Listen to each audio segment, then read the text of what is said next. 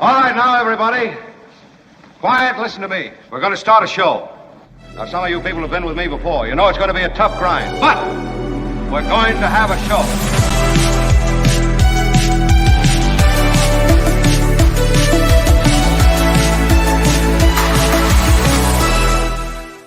And hello all across this great land. I am delighted that you joined us. We are a live show, 2 hours a day, and you can then check us out anytime after that because the show goes up to all the major podcast platforms. What? And you can check us out anytime. What? Okay, I get the idea.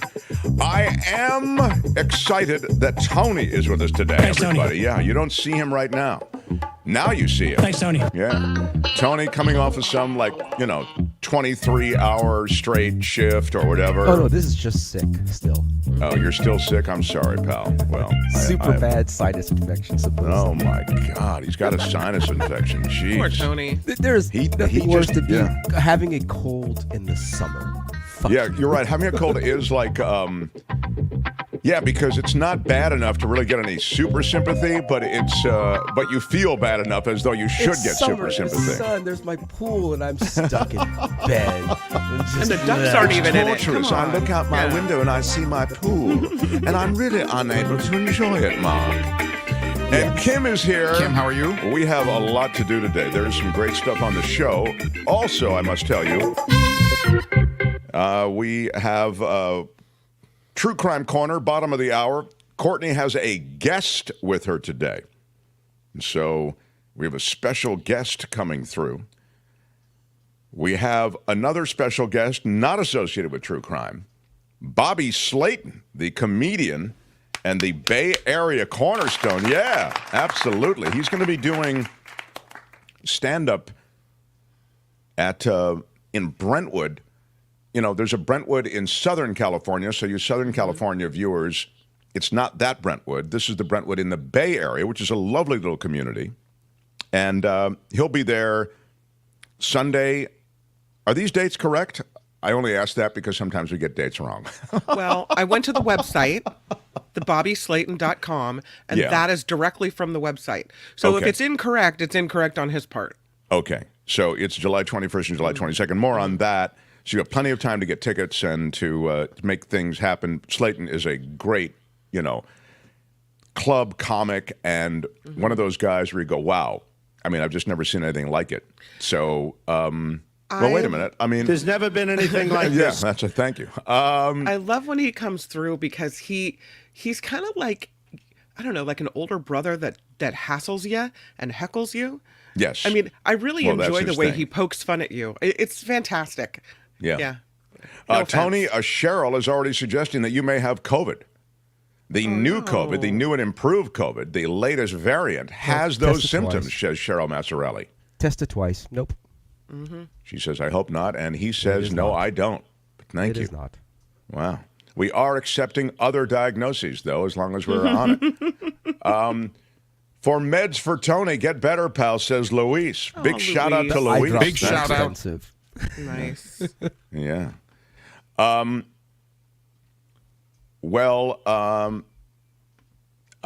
will tell you also news from me. I've got to leave early tomorrow. I have to jump on a plane. My dad, sadly, as you know, he's kind of, he's at the end of his life. And I'm going back to support family and see him. I'd planned to go anyway. It's eerie, actually. I mean, obviously, we've known he's been struggling for some time, and I go back frequently to support and to see him, and I love him so much. But I had planned this week to go, but he really is in his last day or two, and so I'm going to have to leave tomorrow. And Kim will be helming the show, and Kim, how are you? I think she has plans to get people through. We're going to try to get people to, ride shotgun with Kim as she does. She's even floated some interesting kinds of scenarios that I think you'd enjoy. So, and I don't know how long I'll be back there, but I will probably join from the East Coast as well. So I'm sorry about your daddy. All of that. Yeah, it really sucks. But he is 90, going to be 94 in a month.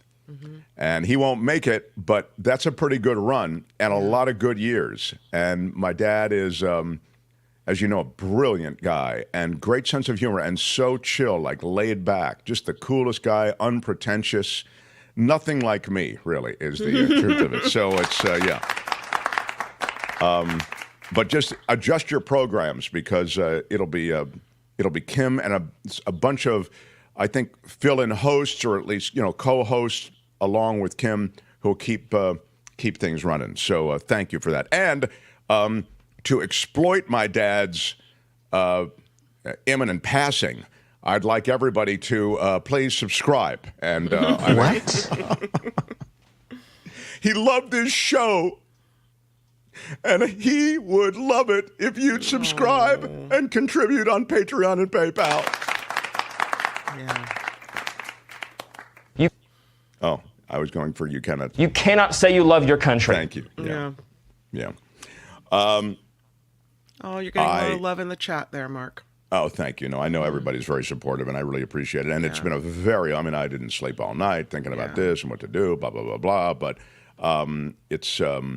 it's definitely, sadly, something that we've all dealt with. Probably many of you who are watching now have dealt with. And I feel as though, to be perfectly honest, which I always am with you. Put that coffee down. I'm sorry. All right, let me put the coffee down and make this point. I feel as though he kind of gave me a soft landing. He did. I was joking before that, he cared so much about the show, but he did. He loved this show, and he listened to this show even as he became less and less able to do other things like read and write. And, he was a lecturer and he's a constitutional scholar. He's a scholar in so many, Irish poetry and all of these different things that he lectured on and that he was really a part of from a community standpoint. So I mention it because he gave me a soft landing. He was not in a good place for the last few months. So I knew this would be happening. And as I say, he was going to be 94. So again, it's hugely emotional. Don't get me wrong. I mean, I've been up all night, but I also feel as though we knew this was coming soon. And I, for that reason, have, I hope, a better time of it. And that's why, it wasn't sudden. Like Sam Rubin, for example, which I was gutted by. Yeah. So anyway, thank you for all the love in the chat, and I am going to move on, but appreciate very much all the thoughts and the Mark Thompson Show. But again, your thoughts mean nothing unless you do what Gail Guthrie has done. Everyone, take care, Mark. Sorry to hear. Loved when he was on the show. Yeah. Gail Guthrie, Hall of Fame contributor and supporter with a 10 spot. Big shout out. Big shout out. And thank you. I really do appreciate all the ways you share the show. We're a crowdfunded show. And I know that my father would love that I would exploit his passing for some additional subscribers and Patreon and PayPal subscribers. Yes, I know he would. I know he would. Luis, Godspeed, Mark, safe travels. Best to you and your family, especially your dad. Without whom there'd be no MT show. That's a very good point. Big shout out. Thank you, Luis. Yeah, I didn't even think of it that way. So, wow. I do have some wild stuff. We mention it in our front page thumbnail of this show. The latest from Trump World is a cheap fake, as it's being called, video, which sort of suggests that Joe Biden is so out of it, doesn't know where he is. That's just really what they're running on. Look, you may not feel as though Joe Biden is your ideal candidate if you're a Democrat, or if you're, just someone who feels as though Trump is corrupt and not up to the job, and for any number of reasons, he doesn't belong anywhere near the White House. You may still not be crazy about Joe Biden. I think there's a lot of that. Although I would suggest that he is a fairly accomplished leader as president with an opposing party that is dug in hard and essentially does nothing but try to block legislation. They're an obstructionist party, essentially. They're just playing real tough politics of the sort that we have seen with Mitch McConnell holding up the Supreme Court seat, et cetera. Anyway, more back to Biden. They have pursued the narrative that you may feel, again, if you're reluctant on Biden, that, you wish he was younger and you wonder how his mental acuity is affected by his advancing age. Okay, so they've taken that and they have perverted it, right? They've just run through it. This is their big move to say Biden doesn't know where he is. He's out of it. And so they took this moment, which was not Joe Biden meandering with no idea where he was, and they have run with it from a propaganda standpoint. Rupert Murdoch's New York Post actually puts this headline on that still that you're seeing now: "Meander in chief, Biden embarrasses U.S. with confused wanderings at World Conference." Well, actually, that's not what happened, because that still that you see where Biden is turned away from the crowd and he appears to be, again, they're trying to pursue the narrative that he was just sort of wandering off. Actually, he wasn't wandering off. He was walking over to paratroopers who were there, and you'll see it here. There is a paratrooper who just sky dropped in, and then you'll see there's another one frame right. And as he walks, you'll see those paratroopers there. He's talking to those guys. Then, is it his wife or someone on the staff there says, "We're going to take a picture over here, Mr. President," and she gestures that way. That's all it was. But they took this moment and they cropped out the paratroopers to the right, and they made it look like this guy doesn't know where he's going. He's wandering off, and now look, some handler has to point him back the right direction. It's absolutely not what was going on. This is how cheap and perverted and grotesque this campaign has already become. But people will believe that. They'll see these headlines, or they'll see video that is heavily edited in a way that makes him look bad. That's really not the case. And that's the same thing we saw over the weekend at that fundraiser. He had this star-studded fundraiser in Southern California over the weekend, right? And had a moment after, I think it was a half-hour-long interview with Kimmel on stage, where he and former President Barack Obama are standing on stage and they're waving at the audience. It lasts for about a minute. And Barack Obama, Mr. Obama, touches the arm of President Biden as if to say, "Have you had enough? Let's head out," right? Here's the video. Here's the video. They're waving Tony's at the got it going crowd. now. I love you, Tony. Thank you. And so it's made to look as like, "Are you ready, Grandpa? Do you need help off the stage?" When that's not what it was. It was just it could have been a touch like, "Hey, you ready to go? Let's get out of here." Sure. Or don't forget, we have that meet and greet backstage. Like, yeah, right, whatever. It's like, could hey, have been dude, anything, we're right? taking off. Come on up. Could have been like, "Hey, friend, I missed you. I haven't seen you. That was a great interview. I really like when you said this," or what. We don't know what they're talking about. I wouldn't read too much into it, but I think it was a quick tap. Like, we're exiting stage left. Yeah, exactly. But we don't know, but it's made to look like, and it's being published by, all these media outlets that are making a big deal, like he's some doddering old grandpa that can't figure out how to get off the stage. Well, that's their play. Yeah. It's pretty much the only play they have, which is Biden is too old, doesn't know where he is, and it's actually been picked up by so many people. The tech bros, that's what they did. The David Saxes, Chamath, that all-in podcast, that's what they talk about, that he's so diminished, doesn't know where he is. I hear it even when I do KFI radio. They mention it occasionally. This is again, I'm not saying that he's the same he was 10 years ago, but I think he's still pretty together. He's guarded in the way he moves. I think so is Trump. Trump is a smack talker. He's only, 3 years younger? Or is it, so you're telling me you're going to vote for Trump. He'll be Biden's age in office. If you don't think that that's an age that one should be eligible any longer to serve the USA as chief executive, then why do you want Trump in there? I mean, he's going to be the same age.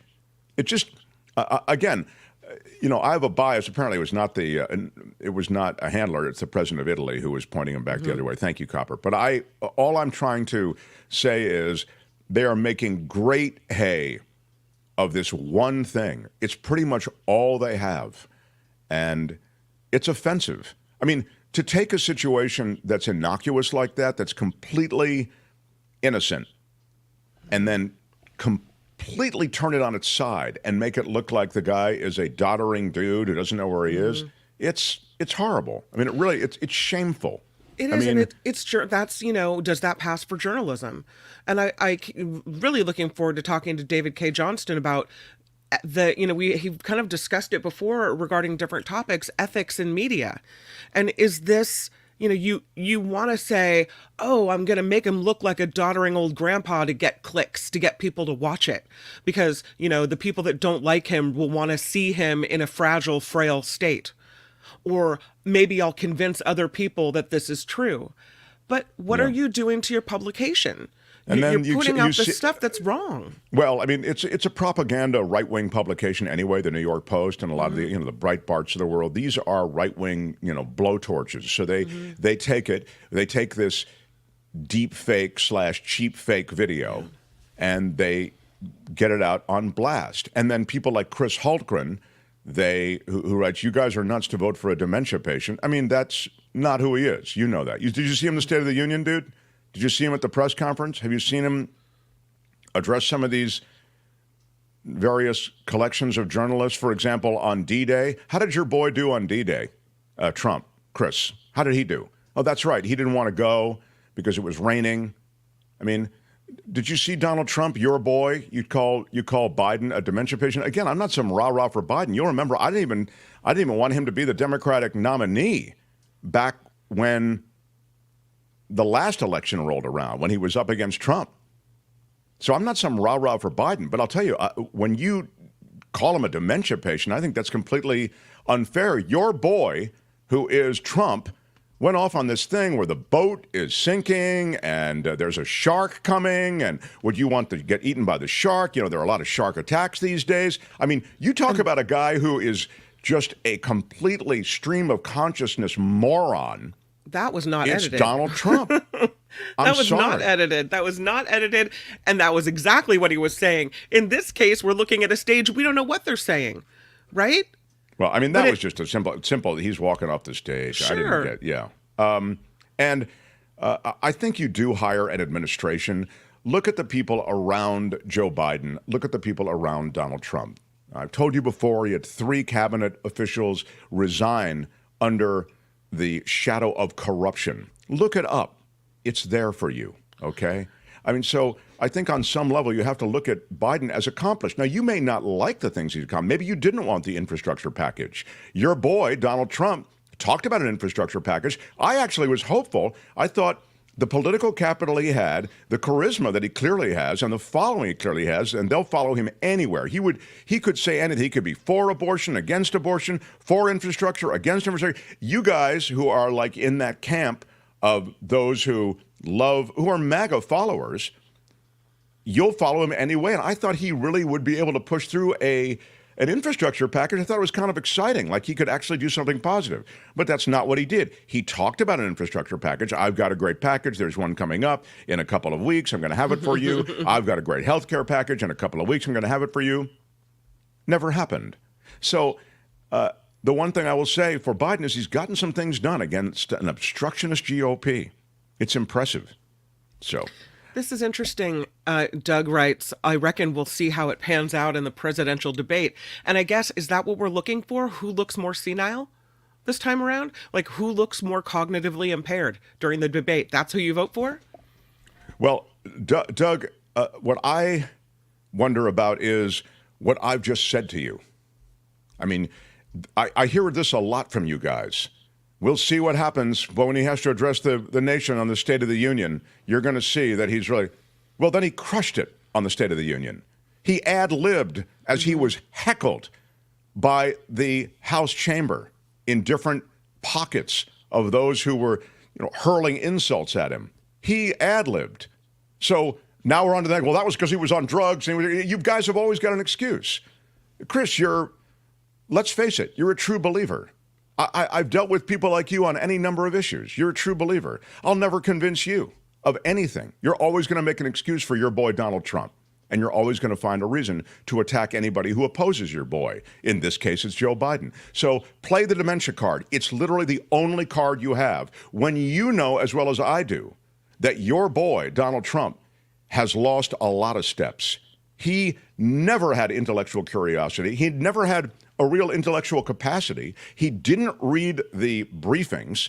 They give him presidential briefings and materials every day. He never read them, okay? They had to reduce them to one-page briefings with pictures and his name in every paragraph. Look it up.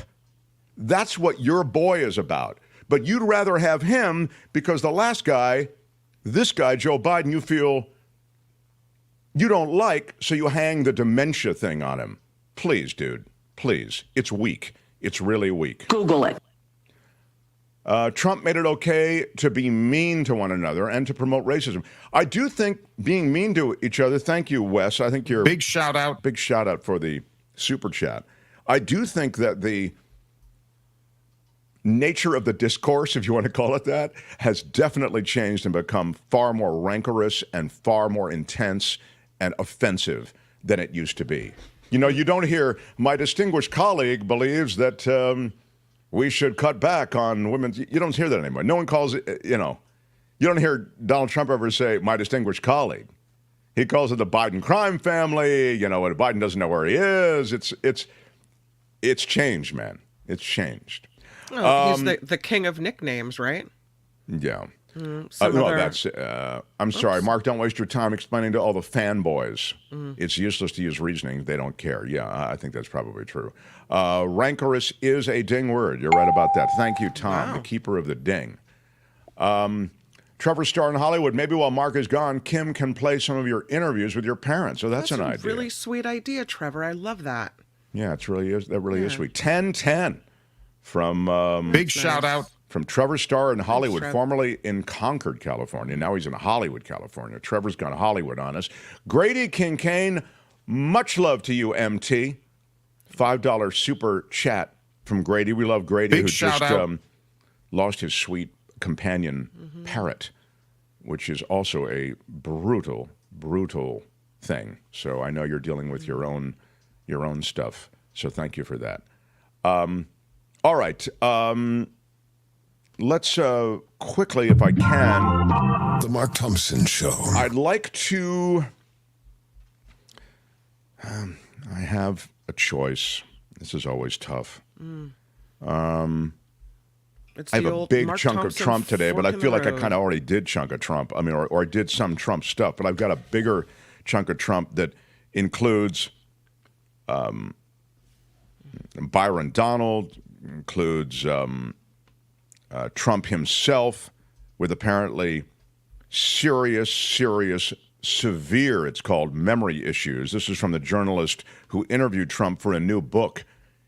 So I would say that to who is it again? Chris Hultgren. Stay tuned for that, Chris, because you'll love it. If you think Joe Biden's got problems, this guy just sat down with Trump for his book. Okay, he's on Trump's side, and I think.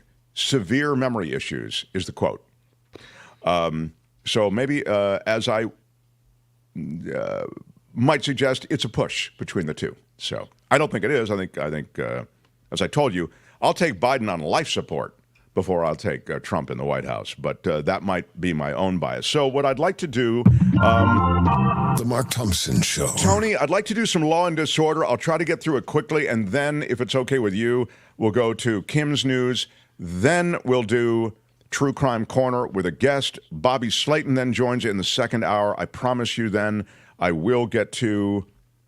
Do we have another guest, or do I have that last half hour I can do the chunk of Trump with the severe memory issues? You have the last half hour open. That's the last half hour. So I will get that. I'll get that in as well. So all of that still to come.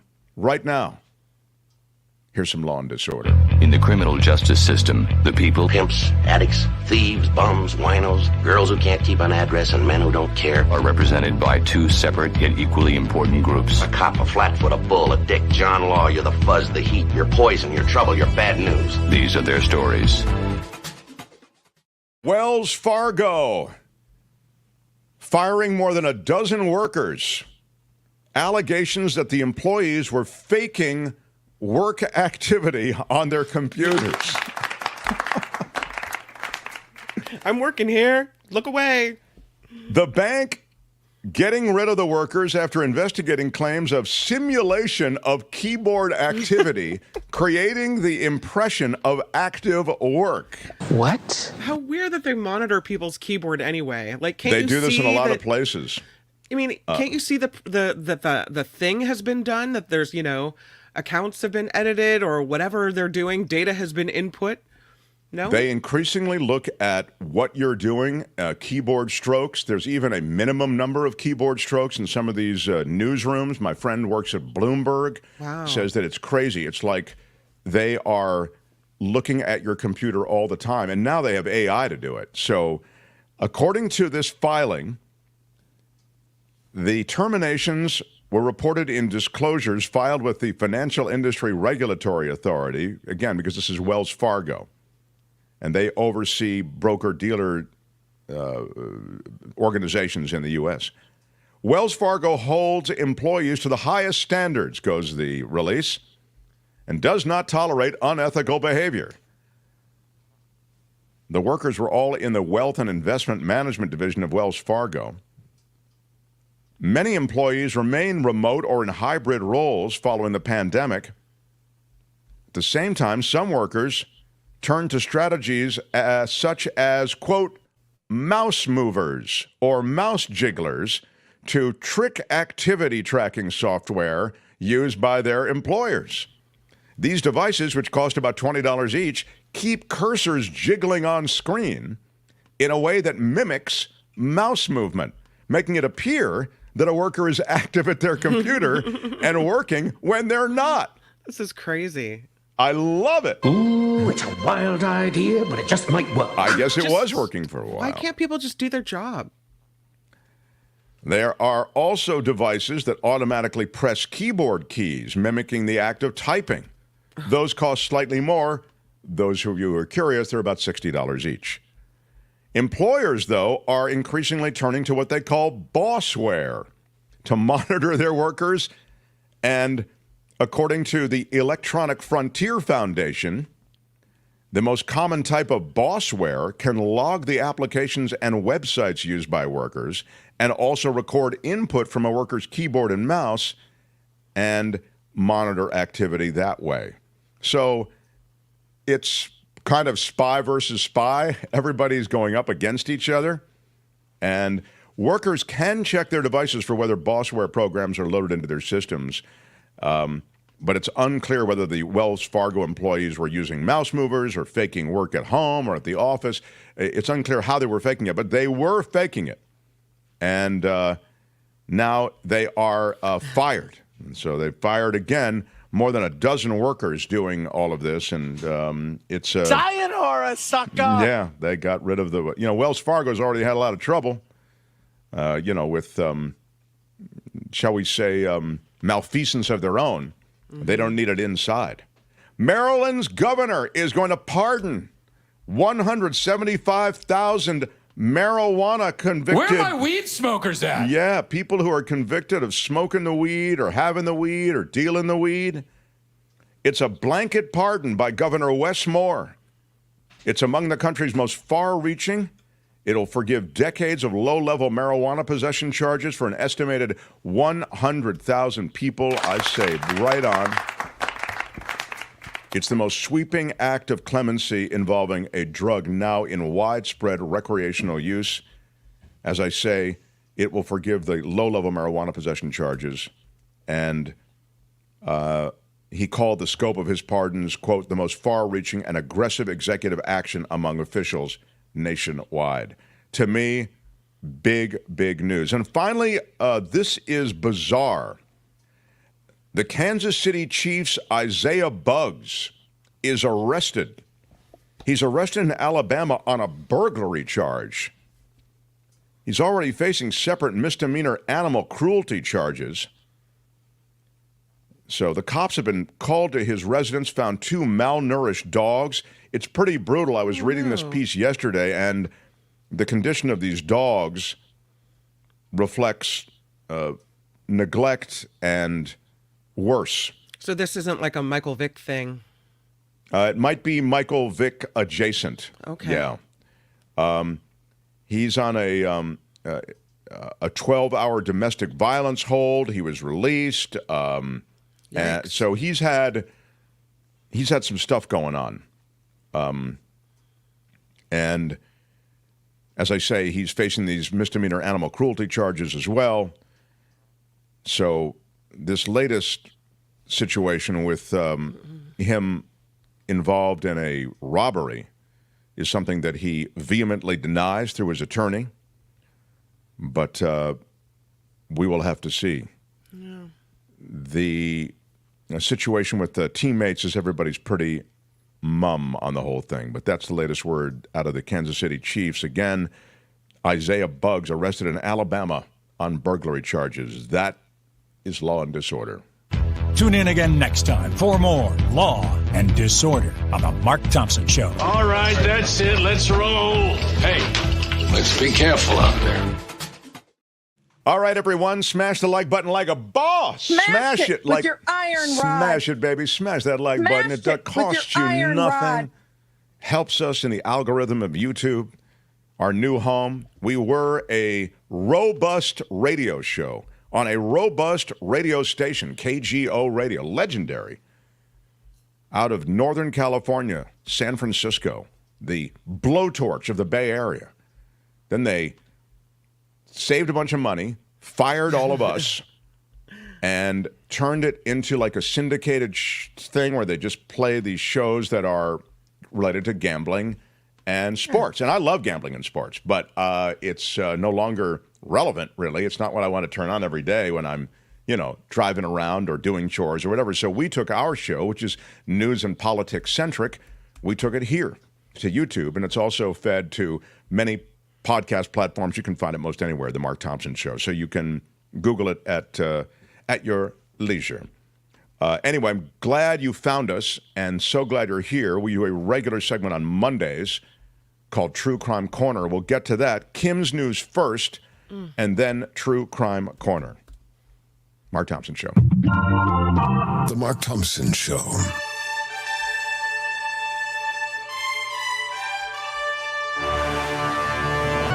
On the Mark Thompson Show, I'm Kim McAllister. This report sponsored by Tenuta Vineyards. Let's talk about the heat wave.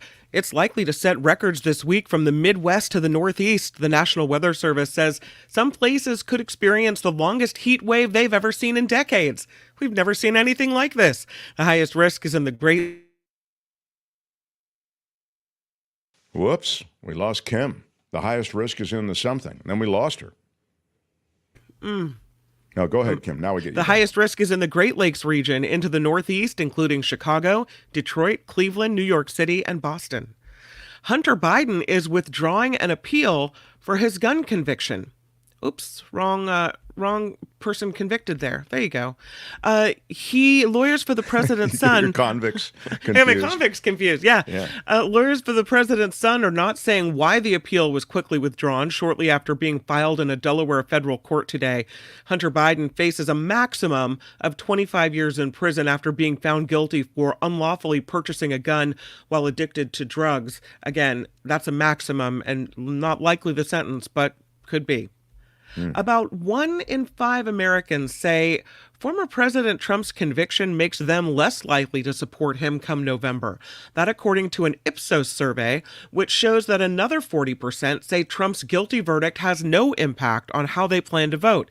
I did everything right and they indicted me. I mean, how does it not have any impact? You don't want a president who's a felon and who goes to prison, do you? Well, that's one way to think. I think I'm the most honest human being, perhaps, that God ever created. Well, God was pretty busy, created a lot of stuff, and he created Donald Trump as the most honest. I mean, that's something. Whatever happened to having a president and holding them to these standards where they're the most upstanding citizen in the United States. Well, that's never been, to be fair, that's never been the problem. No, they processes and protocols and standards. Cheated on their wives and they covered it up. But in the press, they were, slick and untouchable, right? Oh, yeah. Slick and untouchable should be a nickname, I think. Yeah. I feel like it doesn't work for me. I'm not. Courtney's here. I'm not. For president? I'm not slick and I'm not untouchable. But somebody should have that nickname. Somebody in the chat, you should change your name. Go to Slick and Untouchable. I think that's a great handle for our chat. Somebody should go for that. 6% said the verdict made them more likely to support Trump. What's going on with those 6%? I don't know. A former CDC director is warning the next pandemic could actually come from bird flu. Dr. Robert Redfield told News Nation, it's not a question of if, but more of a question of when we have a bird flu pandemic. This after the recent World Health Organization announcement of a human death from the bird flu in Mexico. That was the first one ever reported. That's not fake. That's real. I do think that we've detailed here a couple of times how it's jumped into the human population. So, yeah. Speaking of health, the U.S. Surgeon General wants social media to include health warnings for kids. It's an op-ed for the New York Times. Dr. Vivek Murthy writing it's time to require a warning label since there's plenty of evidence that social media is linked to significant mental health risks in younger users. He also calls on social media companies to make sure that they enforce minimum age requirements and prioritize safety. High fire danger in California. Crews across the state have their hands full. At least 13 wildfires are burning, some of them sparking over the weekend. The National Weather Service is extending several red flag fire warnings through today, including parts of the Sacramento Valley, San Joaquin Valley, parts of the Bay Area, Los Angeles, Ventura County mountains. Those are set to end this evening, but they could end up being extended. This is because of high temperatures, low humidity, and strong winds. Speaking of which, a wildfire continues to burn north of Los Angeles today. The Post fire off of Gorman and I-5 started Saturday afternoon. It has exploded to cover more than 14,600 acres. So far, 1,200 people have had to flee from this fire. It's destroyed at least 2 structures. Los Angeles County Fire says it's about 8% contained. In Sonoma County. Uncle Russ says fire along Highway 5 coming back from L.A. Sunday was brutal. Yeah, that's the fire. It's called the Post fire, 14,600 acres. Here in Sonoma County, evacuations also underway as a wildfire explodes to 1,000 acres. This one near Healdsburg. Another 4,000 people have told they could be next to have to leave their homes. The flames started yesterday near Lake Sonoma. That's an area mainly open ranch land and vineyards. This fire is burning along Dry Creek, which is a very famous area for wine, grapes, and vineyards and the like. Officials say the fire has already destroyed several buildings, ground crew being assisted by bulldozers, helicopters, big air support there. In San Jose, the search on for a mob caught on camera attacking a San Jose police car. Video on social media shows them in ski masks stopping a reserve officer on the way to help an injured person. They jump and stomp on the hood, smash the windshield, pound on the windows. It all went down Saturday night after a sideshow, one of many reported. The police chief calls it deplorable, says the conduct won't be tolerated in the city of San Jose. And in sports, the Boston Celtics will try once again to close out the NBA Finals tonight. That series back in Boston for Game 5, with the Celtics holding a 3-1 lead over the Dallas Mavericks. Look at you, Kim, with a little sports update. Very This impressive. is what we do. Hey, I've been on KMBR before. You know how it goes. Yeah, you're the real thing. Yeah. Country music star George Strait now has bragging rights for the most tickets sold for any single concert in U.S. history. Yeah, you'd think it was Taylor Swift. Apparently, people like country music. His concert on Saturday night at Kyle Field in College Station, Texas, drew a crowd of 110,905 ticket-buying fans. Who's this? This is George Strait. George Strait. We saw George Strait, huh? Do you remember? Yeah, we did. We saw him in Las Vegas. We saw him in Las Vegas. He's terrific. He's great. We love George Strait. Yeah. Well, he's got the record now. The previous was set nearly 47 years ago in 1977 with a Grateful Dead show in New Jersey. So now it's George Strait. There's never been anything like this. Thanks, Tony. Check it out. Look at all those people. Man. Now, if that's not a risk George of COVID, I don't know Strait what got is. filled up a whole stadium. Yeah. Yeah. So the way it works is, and then we'll get to Courtney. Mm-hmm. He had it was a huge stage, square stage in the center of the arena. And he had a microphone at each side of the stage, right, Courtney? Yeah. And so he'd go to each microphone and he'd play 2 songs. Then he'd move to the other microphone. So he's facing now a different part of the stadium. He'd do 2 songs there. Then the next microphone and the last microphone. And he'd just rotate microphone to microphone all night, right? Yeah. It was great. It was such a good idea. It was. It's so basic, but it worked beautifully. Yep. He's terrific, man. We had so much fun at that show. We had so much fun. Yeah. Look at George the humanity in that picture. That is wild. Yeah. That's crazy. Gosh, that's cool, man. Look at the COVID. I know, that's what I'm thinking. Look at the COVID jumping from person to person like wildfire. No. That's not fake. That's real. Yeah. This report is sponsored by Tenuta Vineyards in Livermore. The Father's Day event went really well over the weekend, and July 4th is going to be another holiday weekend. They're going to be open Thursday, July 4th through Sunday, July 7th. So sometimes you have to call ahead and make reservations. They're just going to be open. So this is going to be really fun. Again, July 4th through Sunday, July 7th, Tenuta will be open. They just released their 2020 Estate Pinot Noir, which I would love to try. Maybe I have to call and order some of that. There's never been anything like this. It's so good. You get 10% off, 925-699-4576, the number to call. And you say, smash it with your iron rod. And Smash it with your iron rod. That's the phrase it pays. When you do so, you get 10% off, 20% off a case. Enjoy. And check out the website, Tenuta Winery. TenutaWinery.com. You can also email Rich to get your discount. Rich at Tenuta Vineyard. Rich at TenutaVineyard.com. Have you ever seen anything like this? No. Oh my goodness. All right, let's get to true crime. Yes, I'm please. Kim McAllister. This is the Mark Thompson Show. The Mark Thompson Show. It was great. I loved it. How would you handle this? We could try ignoring it, sir. Morning. You cannot say you love your country. Where are my weed smokers at? Stay at home and get baked. Yeah, what's up, everybody? I am excited. About this next segment. You know, my other half, Courtney. Yes, hi. She is a big follower of that true crime. She's been drawn in by this true crime the way so many Americans have embraced this genre. Mm-hmm. And so she comes every week on Mondays with a segment we call True Crime Corner. Let's pay a visit to Mark's True Crime Corner. This is not a good neighborhood. I'm scared. Now, here's your host, Mark Thompson. And how about it for Courtney? Hi. Courtney, welcome. Thank you. Yeah. Thank you. We have a guest today. Would you introduce our guest, please? Yes, I'm so excited to have Chester McCurry joining us. Yeah. Well, who is Chester McCurry? Can you tell us?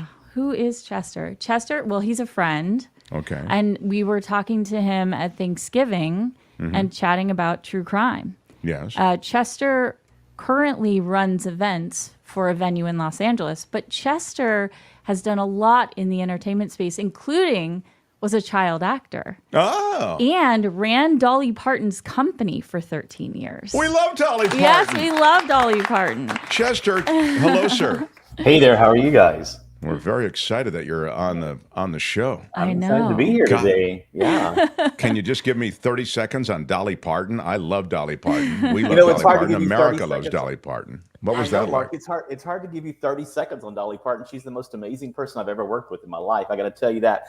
She is exactly what you see. I mean, everything you've seen on TV about her is exactly her. Her personality is the same. She is no different than what you see.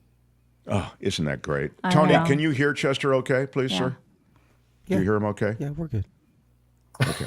I want to just make sure, Chester, everybody hears you. Well, that's like the best thing you could hear because she's so delightful, charming, talented in every way. And if you heard backstage, she's a total, you know what I mean? Like she's a diva or whatever, that would have just ruined it. But that's really great. And so you've been to Dollywood, Chester? I was actually director of entertainment at Dollywood. I started out performing at Dollywood in 1997 and became director of entertainment in 98. So I was director of entertainment there for almost 7 years.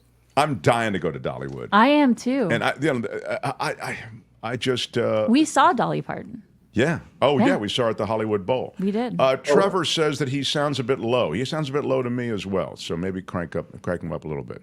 But Chester does. But wow, Dollywood's been around a while now. I remember when Dollywood opened, and I couldn't believe that Dolly Parton was opening up a theme park. But it's become a real destination place. Well, it has. Yeah, it has. It's in its 30th. It opened in 1985, so it's in its almost 30th year, 40th year. Shoot, I can't even do math right now. It's probably the biggest theme park in I would say almost in the world. It covers 385 acres, and most people don't know that. I feel like I'm doing a Dolly Parton commercial, a Dollywood commercial right now, and I'm happy to do that, actually. Yeah, it covers 385 acres. There's a train that goes through the middle of the Smoky Mountains and through the woods. There's 9 live shows there right now. My best friend actually just performed with Dolly last week. They just opened the Dolly Parton Family Show, and he's one of the leads in it. And there's the train. So when Dolly Parton goes to, and thank you, Tony, for putting up pictures of Dollywood. Thanks, Tony. Thanks, Tony. When Dolly Parton goes to some venue, everybody loves Dolly. Look in the chat, you're getting so much love. But and then we'll get to the true crime, I promise.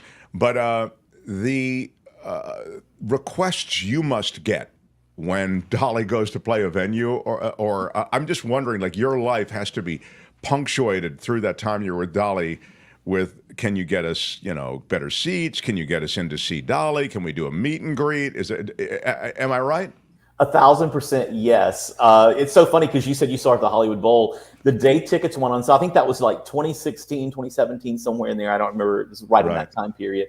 As soon as the tickets went on sale, I had probably 200 emails and that many text messages. Hey, Dolly's going to be at the bowl. Did you know Dolly's going to be at the bowl? Yes, I can't get you tickets. I'll be there.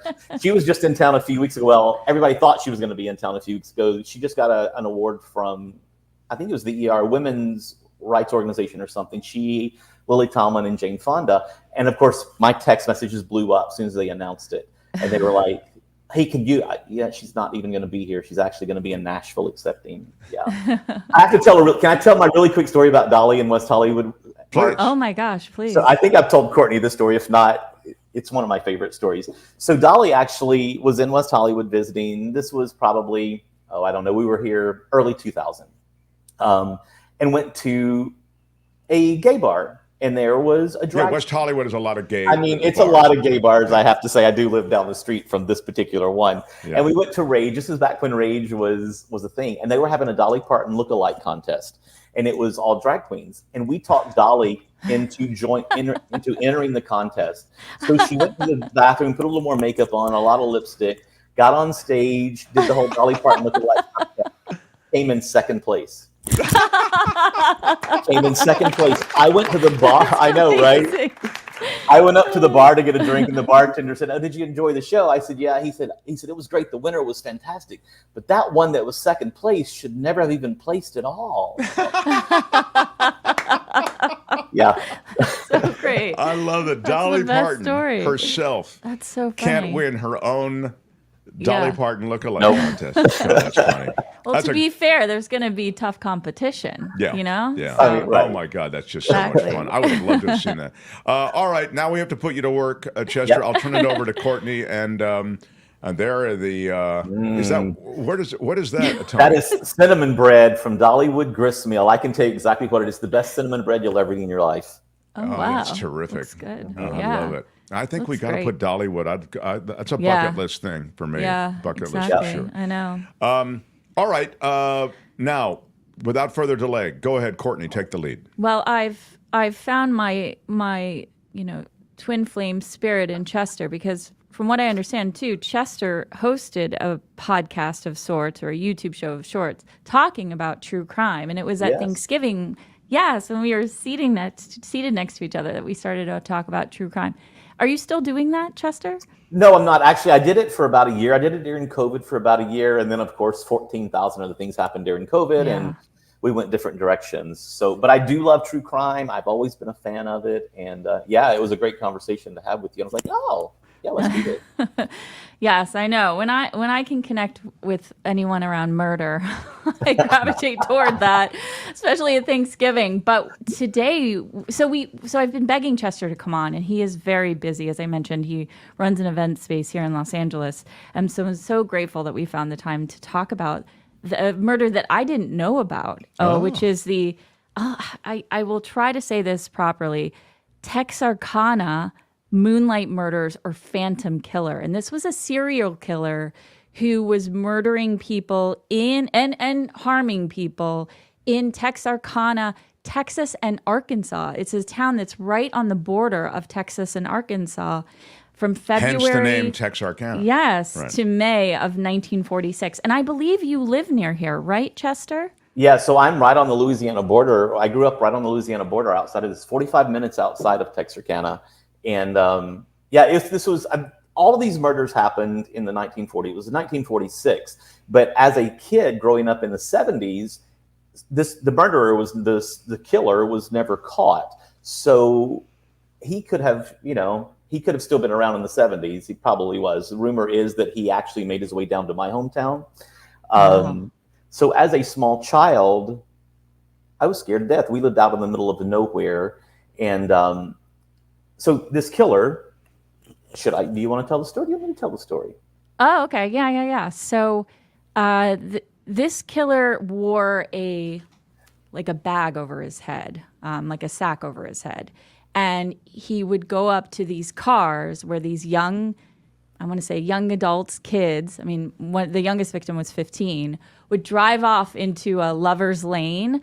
I heard the police in the film that was an adopted screenplay say Lonely Road, which I thought was really interesting. And these kids would go off into these lover's lane, and then this murderer, this phantom killer would come up and beat them and shoot them when they were in these lover lane. Yeah.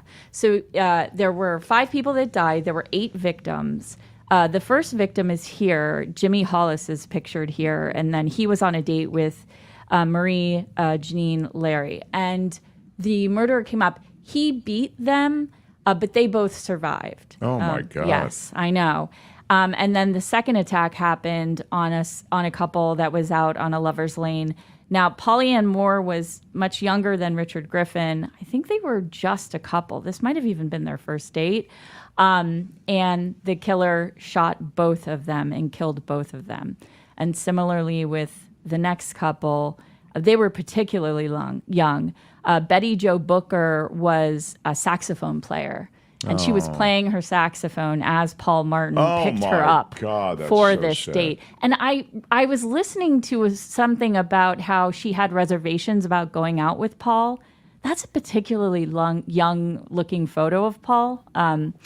And they were both shot and killed. Now, so he didn't just beat his victims. He would obviously shoot them. Yeah. Okay. He had a .38 pistol, I believe was the pistol he was using. But the first 2 victims he beat. There was some conversation about how he wasn't quite ready to murder people, so he was harming them, hurting them, obviously extraordinarily. But he did in fact murder these 2 couples. The last incident was he went to a home. And there was a couple at home. Now, they lived on a farm that was in a fairly rural part of Texarkana. So this is like Chester's kind of neighborhood where it's right, out in the middle Chester? of nowhere. Yeah, correct. Correct. It's in the middle of nowhere. When I say it was 9 miles to the closest neighbor where I lived. It was the same in this area as well. Wow. Okay. And it was interesting because at the time, not a lot of these farm homes had phones, but this farm home did. And the killer didn't think about that. So he goes up to a window, he shoots the husband, Virgil Starks, and then he sees Katie Starks, who's the wife, trying to call for help on the phone. And it was a wind-up phone. So she's winding the phone my God. to like call out like a crank. Phone and you gotta crank it up. Oh, yeah, my exactly. God. And she sees him and runs, and he shoots her, but she does make it to a house and reports the crime. So she does survive. And I believe the first house she goes to is her sister and her brother-in-law, but they're not home. So she ends up making it to a different house, reports the crime, but her husband, Virgil, is killed. Now, But they didn't catch the guy. No, and there is a sixth victim, but I don't know as much about how he was killed. I know his body was found on train tracks, but I know less about how he was murdered. They never found him. Now, there are several suspects, right, Chester? There was like 2 suspects, but one of them was fairly well recognized as the murderer, and his name was Ewell Sweeney. And his wife actually admitted to the cops, to the sheriff, about having been out with her husband, and he, quote, went to the bathroom for an hour off of a dirt road and then came back with blood on him, and they drove away. So I think his wife, Penny, was very much party to what Ewell was allegedly doing. But he was never prosecuted because she recanted her statements and would not speak out against him. Now, there's some theories that they were just dating and Ewell married her because you cannot force a wife to speak out against her husband. Yeah. So in a court of law. Yeah. I don't know if I'm missing anything, Chester, but it's a crazy story. If you go down, there's actually a photo that was taken that was in the Texarkana Gazette, and it's a family, and they're sitting around, and it's like after dinner, and they look like they're reading and playing, and then there's this big rifle on the side of the living room, and it was like everyone in that town, much as Chester described, were living in fear. That's the picture, of what was happening. Little baby on the dad's lap, mom reading, and there in the middle is a shotgun. Yeah, shotgun. Also because up until the crime at the house with the Starks, the killer had been murdering people on Lover's Lane, and now suddenly he was at this couple's going home. To people's residence. And so that changed the possibility and the vulnerability of families in and around the area. And this went to the FBI. The FBI actually released 1,100 documents in 2020 related to this crime. And so you can go there into the FBI vault and you can look through those documents. So Chester, the idea, I guess, was that cops sort of knew maybe who the lead suspect was, or, at the time we know who he is, but we just can't actually pin it on him. Is that because just policing there and, obviously the forensic of the time in the 40s just didn't lend itself to them being able to make an arrest? Well, really so there was all of this brouhaha around this because there was actually a Texas Ranger that came in. His name was Manuel Gonzalez, and he was supposedly this really good-looking Hollywood-type Texas Ranger. And he came in to investigate the whole murder, the whole serial killer, and brought a reporter from Life magazine. So when the reporter came around, she started taking photographs and interviewing people. It became national news at that point. So when it became national news, all the other news media came into town and everyone wanted to be famous. So they had about 20 people say that they were the murderer. They confessed to the murder. So people all over the town were confessing to the murderer. And of course none of them were, and the facts were coming out because they just all wanted to be famous. That's wild. Yeah. Josh is asking in the chat, over how long a period of time were these murders? I believe it was a very short period of time, I believe. It was like from February 22nd through mid-May, early June. So it was just a few months, actually.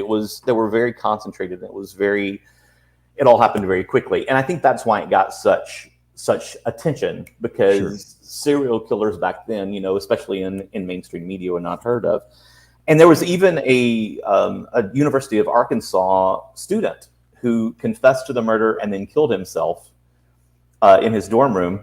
This was clearly in the 40s, early 50s.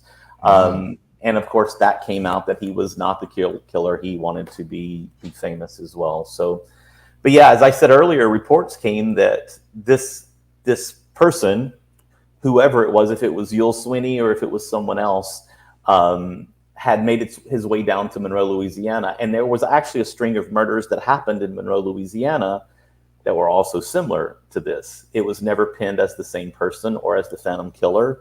but those still go unsolved as well. We actually had a road in my hometown in Calhoun. I'm from Calhoun, Louisiana, just outside of Calhoun, that was called the Hollow. That was sort of a lover's lane. It was a deserted dirt road. And at this time, everyone was afraid to go down there. Between the 40s to the early 80s, you were afraid to even go down that road at night because this phantom killer may be out and about. Wow. The legend does kind of begin to spread, right? If you go down, first of all, Tony, thank you for showing all the visuals. If you go down, there was a movie that was written and produced around this, but I think the visual of this sack over the man's head is just particularly jarring because contemporary versions of serial killers or murders, they're in all black. They're very kind of under the radar, and this is just an image that is haunting. And I tried to watch this film, and I just got so scared I couldn't. Is that right? Yeah, I really did. When was the town? When was this it? film was done in like 1976, Chester, right? Yeah, 77. And it's funny that you say that because took an hour. Our closest movie theater was an hour away from my hometown, and my mother and godmother took me to see this movie in 1977. We came out of the parking lot at a mall, and we were the only car in the parking lot. And we stood at the door. Yes, we stood at the door and took a very deep breath for a second and ran as fast as we could to the car to get in and lock the doors. Oh my God, Yeah. that's wild. Well, it starred Ben Johnson. It looks to me like Dawn Wells, who played Mary Ann in Gilligan's Island, I believe. Oh, wow. She is in this movie. I'm fairly certain that. Google it. Yeah, I believe it's Dawn. She's a Yes, she was actually the one who got shot in her home and ran to the next farm's house. Wow. Yeah. Wow. Yeah, and I read the town somewhere, that dreaded. I didn't interrupt, but I love that. The town that dreaded sundown. I mean, you can get it on Amazon. I watched. There's Dawn Wells. Look at this. Look at you, Tony. Well, Tony. Great pull. Great pull. Yeah. You can watch it on Amazon. I tried. I mostly I had time to watch it as I was going to sleep, and it was very Courtney tough. listens to and watches the scariest stuff before she goes to sleep. By the way, maybe you do that too as a fan of true crime, Chester. I find it's not healthy. Yeah. I'm curious. Blumhouse, who's somewhat famous and sort of known as a horror genre production company, was going to do a remake of this film, and what they actually did was like a contemporary version of The Phantom Killer in 2014. That was the year that they released this new film, but I don't think it was as widely accepted and enjoyed or whatever as this original film. So there was never an arrest made. Like this guy, whoever he was, faded into the. Yeah, when his wife recanted what she said, it was very hard to prosecute him because there wasn't any DNA, obviously, at the time. I think there was blood type matching. Now, some of the women were sexually assaulted, some were not. It was proven that some of the men that they were on dates with did not have sex that night, so the DNA had to come from the killer. There was I think there was a handprint that was shown earlier. I don't know if that was taken from one of the suspects or was found at one of the crime scenes. There was interestingly enough, there was a flashlight that was found at one of the crime scenes, and they artificially put in the colors. It was the only colorized picture of any of the pictures in and around this that they put into the paper. If you're watching on the visual, it's red, black, red. It was a flashlight that was found at one of the scenes of the crime. And that handprint has to be something that cops got after the fact. Yeah, there's no handprint that clean. That would be, And also, there was somebody that was so as I mentioned, Betty Jo Booker was a saxophonist, and her saxophone wasn't with her, and that was fairly notable. In that, like, she was very far from the car, very far from Paul, and her saxophone wasn't with her. There was a man trying to sell a saxophone, and in and of that, they questioned him as a suspect. I think ultimately 300 suspects were questioned and released during the FBI and the sheriffs, looking and investigating the case. The prior headline, there was one headline, just quickly, guys, as we finish up, that mentions that she was able to ID the killer, the woman who got away. Is that not right? Go back one, Tony. There was a headline there that said, in the upper left, you had a girl identifies slaying suspect. So there were people that weren't murdered, obviously, had eyewitness accounts of the person who had perpetrated the crime. Mm-hmm. There were and Chester might be able to add to this, but there were differentiating aspects to each story. So because they were on dates, there was the man and the woman. Some of them believed that he was a white male. Some of them believed that he was an African-American male. They all gave the report of it being a man and of him being 6 feet tall. So there were some aspects to it. But again, he was wearing that cover on his face. So there wasn't any specific information, I think, about how he looked. But I might. Correct. Yeah. No, you're correct. Even the first couple that neither were killed, he gave a report. I believe he said that it was an African American male, and she said it was a white male. Even the same couple gave different reports. So. That's bizarro, isn't it? Yeah. Underdog says Ben Johnson as Captain J.D. Morales, a fictionalized version of Texas Ranger Captain M.T. Lone Wolf Gonzalez, who we saw in the pictures that you provided. Wow. Yeah.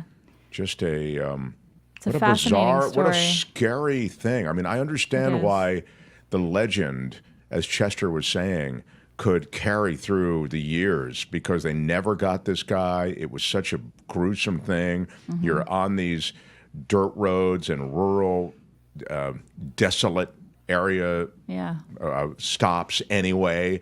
And, whenever you're out there in the middle of nowhere, you're already just feeling like, this is scary. Yeah. When you have this as the backdrop, this, it had almost a cultural memory, it sounds like, this area about this incident. Wow, Chester, that had to be truly chilling. It was. And like I said, as a kid in the middle of nowhere, in the 70s, you're like, okay, this dude's still around. So it was scary to go outside sometimes. Yeah. And it also, some of the crimes were in Texas, but some of them were in Arkansas. And I think that also complicated stuff. Oh, yeah, sure. Yeah, jurisdictions, we've talked about that yeah. before. That makes it more difficult. Yeah. And most of the couples ate at a diner before this happened. So maybe avoid diners and Lover's Lane. Yeah. Wow. Correct. That's getting more complicated. All right. I'm going to go ahead. Sorry. Just to add, it's interesting because it has so many hallmarks of what was happening in the 40s. You have diners and Lover's Lane, and then this sack over his head that is just this truly chilling image. So you look back at it now in a contemporary time, and it's really interesting. It definitely speaks to the 1940s. So I think it's interesting that you find that movie still scary. Oh yeah, I couldn't watch it. Yeah, it's wild. Yeah. Chester, how cool to visit with you now that we know you have this, shared love of this genre.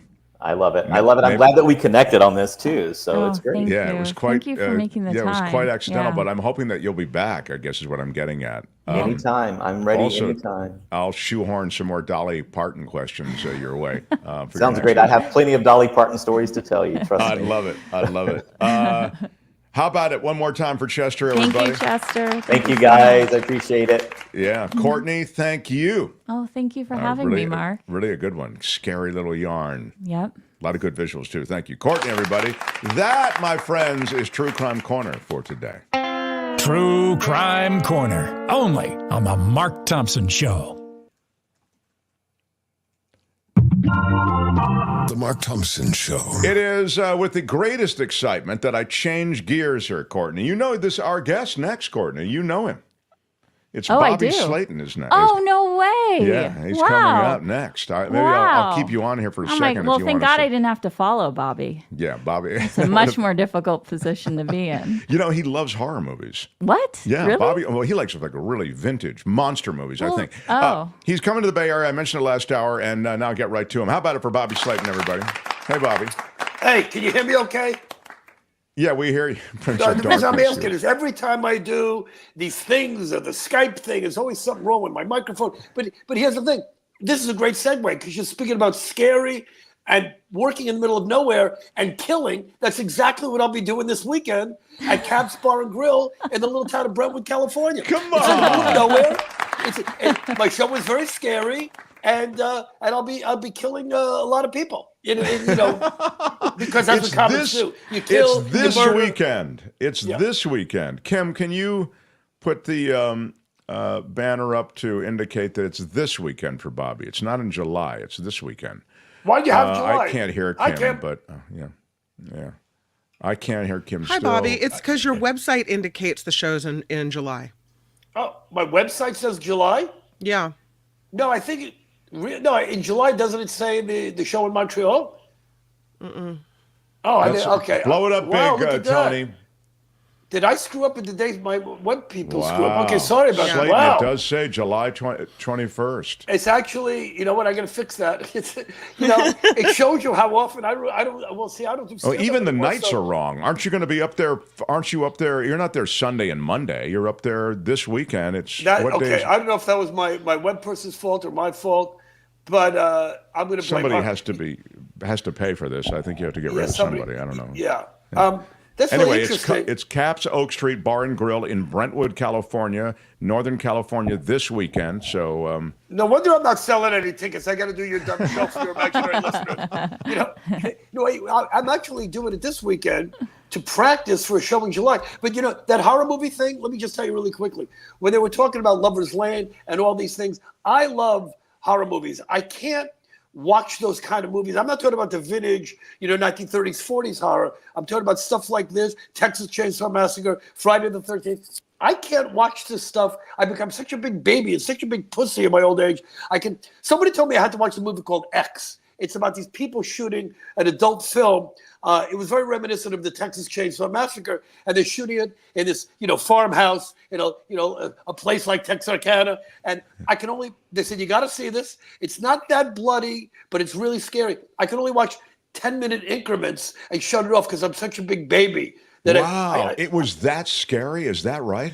It's not that it's not scary to somebody who's not old and frightened, who lives in a haunted house. Somebody was murdered in my house, which is a whole nother podcast. What? But what? Before I lived here, I had nothing to do with it. So I'm not taking responsibility for the dead guy. Thank you for the clarification. Okay, let me. So this is what happened. My home. Many years before I lived here, and they don't have to tell you this if there's like a 5-year window. Back in the 60s, one of the original owners of this house, he was a doctor, and he couldn't find any work. I guess he was working for UCLA or Cedars-Sinai or something, and he had lost his job. He was having personal problems, and his girlfriend had left him, or his wife left him, and he was living in this house that I'm in now, and he shot himself in my bedroom. And the reason I know this is my next door neighbor who had been living here, his mail was piling up, and they came into the backyard. They went into my bedroom, and they found the guy not only dead, but his brother told me. I met his brother years later, said it's like the Twilight Zone, said there was a message on his machine for a job offer and an apology from his girlfriend.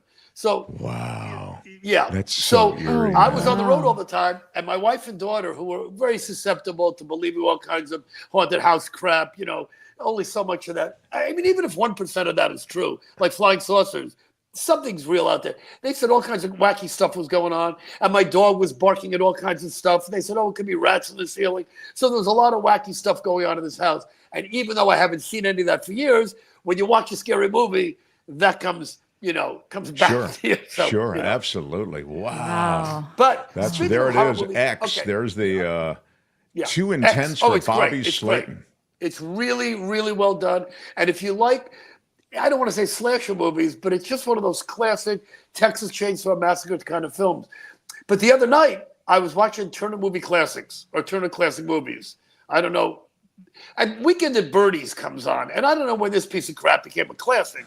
But right after Weekend at Bernie's, I hadn't seen this in years, The Hand That Rocks the Cradle. Do you remember this movie? Oh, sure, yeah. Okay. Rebecca De Mornay. Rebecca De Mornay, who, I don't know if she's around anymore, but she was like Sharon Stone, Basic Instinct, Taylor Swift, gorgeous. Right, that's exactly right. Yeah. Right. So the description says psychological horror thriller. And I hadn't seen it in years, and I watched a movie, and it was basically about a babysitter, a hot babysitter, who wants to kill the wife and have sex with the husband. You can't find help like that today for $4 an hour. When did that become a horror film? To find a hot-looking broad that's going to kill your wife and make love to you. Yeah. See, that to me, people misinterpret films. That's a beautiful movie. I should be a film critic. You should More be. importantly, can I get one word in? So more importantly, speaking of family, my girlfriend says hello. Okay. She is to you so and Courtney. terrific. Courtney, are you still there? Yeah, I'm here. Hi. Okay. Yeah. Yeah, you sound really happy to love- be here. Yeah, I'm still here. I don't really want to be here. Yeah, but I'm here. I know. My girlfriend said to say hello. And, hi. Well, And she's not she's wondering listening right now. is Sandy in the chat. I love The Hand That Rocks the Cradle, and I've often wondered why Rebecca De Mornay didn't become a bigger star after that movie. That's interesting, Bobby. She did have a moment, but yeah, she faded quickly, huh? Okay, well, she's a lot like Bobby Slayton with a vagina. She's beautiful. She has a lot of talent, and nobody knows why he didn't make it. She faded quickly. Bobby faded quickly. I should be married to Rebecca De Mornay. Two faded stars with an amazing amount of talent going nowhere. Rod says he met her once in Maui. She was Okay, very let's get nice. over it. Never mind Rebecca De Mornay. Can we get back to me? I'm sorry I brought it up. You really care about Rebecca De Mornay? Get her on your stupid show. Okay, holy shit. Okay. Okay. God, was she beautiful. And you know who her father was? Oh, Wally George? Wally George, that crazy idiot, Oh, you know, yeah, one of the yeah. first, not quite Alex Jones, but he was that kind of Alex Jones combined with Dr. Phil and Phil Donahue. And remember he had that wacky show, that Right Wing, and like a Morton Downey Jr. American type of flag. show. And Yeah. See if you can get a still of Wally George up there, Tony, because he was a phenomenon. A lot of like frat boys would show up at his tapings. Oh, was he horrible? Yeah. Wow. Yeah, horrible. Yeah. Well, don't put Bobby Slayton's name up there next to Wally George. First of all, I'm still upset that I had the wrong dates on my website. But Well, now but Cap's website has the dates correct, is what thank John's God somebody's saying. got it correct. Yeah, and there are the correct dates on our screen now. 6/21, 6/22. That's this weekend at Caps in Brentwood. Yeah. Anyway, you know, it's really scary for me because as you know, I've told you this before, I don't really do stand-up. Get Wally George out of there. Thank you. I'm not bringing up any other people. I don't want to see them during my 3 minutes of fame here on the imaginary show of Mark Thompson. And I remember seeing you years ago, says Cecilia Rhodes. It was in Lake Tahoe. I think it was the show you were doing the same night that you had married your wife earlier that day. Is that right? Okay. Yeah. Not only did I marry, oh my God, not only did I was playing Caesar's Tahoe, and they had a comedy club up there. And my wife, she wasn't, I wasn't planning on, she was, she had the baby early. She wasn't supposed to have the baby for another 6 weeks. So I figured I could squeeze one more date in. Caesar's Tahoe, it's good money, and who doesn't love Tahoe? So that afternoon, they called me up. Your wife is giving birth. So I had to fly to Tahoe. Not the easiest place to get out of on a moment's notice. You know, it might not be Texarkana, but you know, you have to go to Reno and get a plane, and it was crazy. Right. So I had to cancel my show, which I've never done before. And I get to the Santa Monica Hospital. I burst into the room, and the first words out of my mouth, "Is the baby white?" And there was a black woman with her baby right next to my wife. I didn't see That's Slayton's thing. He does that, you know, inappropriate crap. So did you do a show? I saw you at another show in Tahoe with, I want to say, Kevin Pollak and Dana Carvey. Dana Carvey, yeah. That was great. You know, Dana, I think Dana was kind of doing us a favor. I don't think, was he on SNL by then? I guess he I don't know if he was on SNL by then. Huh? I think he was pretty big by then, yeah, but maybe not, yeah. Well, Dana was really big even before SNL because he did a lot of other stuff. But he was on, I got to host the show, and it was me. I remember this, and Pollak, of course, is great, our buddy Kevin Pollak. But and Dana was headlining, and we all got paid the same. It was a great weekend hanging out with my friends. And because Dana was kind of, I'm not going to say a family act, but because he was on SNL and he had a couple of other things, there were some people in the front row with children. And my act is not exactly fun for the whole family. Your act is inappropriate, and yeah. It's barely appropriate for grown-ups, let alone for children. But that's kind of your trading in that kind of stuff, yeah. Yeah, well, that's why this weekend, you know what I'm doing at Cap's Oak Street Bar and Grill in lovely Brentwood, which, by the way, have you ever been? It's not the Brentwood we know in California. Right, it's Northern California. Little Right. town, great little town, great little restaurant. And I played there a few times, but I'm rehearsing for this thing in Montreal, the Montreal Comedy Festival. I talked to you about that off the air the other day. It was the biggest comedy festival in the world. Hundreds of comedians over a 3-week period. It's, all these venues, theaters, clubs, cafes. The whole town of Montreal is inundated with comics, and it's really good. So they went bankrupt, and the ex-president calls me up and goes, there's no comedy in July in Montreal. People are missing comedy. Why don't you come up? We have a beautiful venue that's kind of like the Rainbow Room in New York. It was this defunct room that they rebuilt. It's Art Deco masterpiece, and it's like 500 people. So why don't you come up and do your show? I hosted a show for years called The Nasty Show, which was, I don't want to say just blue, but there were guys like Louis C.K. and Dave Chappelle and Joe Rogan before they were big stars. And they all did the show. And so where was that? It was in Montreal. We did it at this big I theater. see. Okay. We did it every year, and we sold it hundreds and hundreds of tickets. But now that those guys are big stars and the festival's defunct, they want me to come Well, up. that's amazing, by the way, because the festival was sort of like one of the cornerstone comedy festivals in the world. It was, I think, the first one. It was this, they do them all over the place now. There's a couple of big ones in Ireland and I see. So and Australia. okay. But that was the granddaddy of all festivals, and it was so well run and so magnificent. And then they did a French week, which nobody gave a rat's ass about because French people aren't funny. They walked around on stilts and eating escargot and the pantomime stuff is awful. Yeah. But the American, every agent, every manager was up there, and it was really quite an experience. And I hosted it for years and years. So I'm going to go back in July. So now I got to practice. Here's the problem: they advertise it. If you go on, you can find it. Bobby Slayton's back, nastier than ever, and I'm thinking, I'm not that nasty anymore. I'm tired and cranky. If they were, Bobby Slayton's tired. He's effing cranky. He's cranky, Bobby Slayton. The Cranky Show. The crankiest guy ever. It's more of a Larry David cranky than a Sam Kinison nasty. I like to think maybe I'm a combination of nasty and cranky. So you have to find your nasty again? Is that what you're saying for Montreal? I got to find my nasty.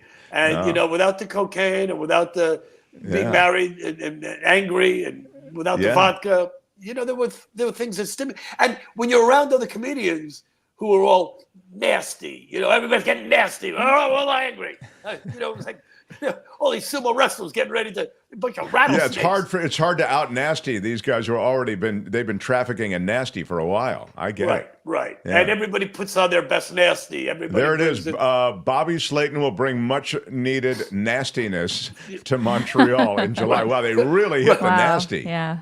You've got a lot to live up to. Yeah. And now my girlfriend's coming with me.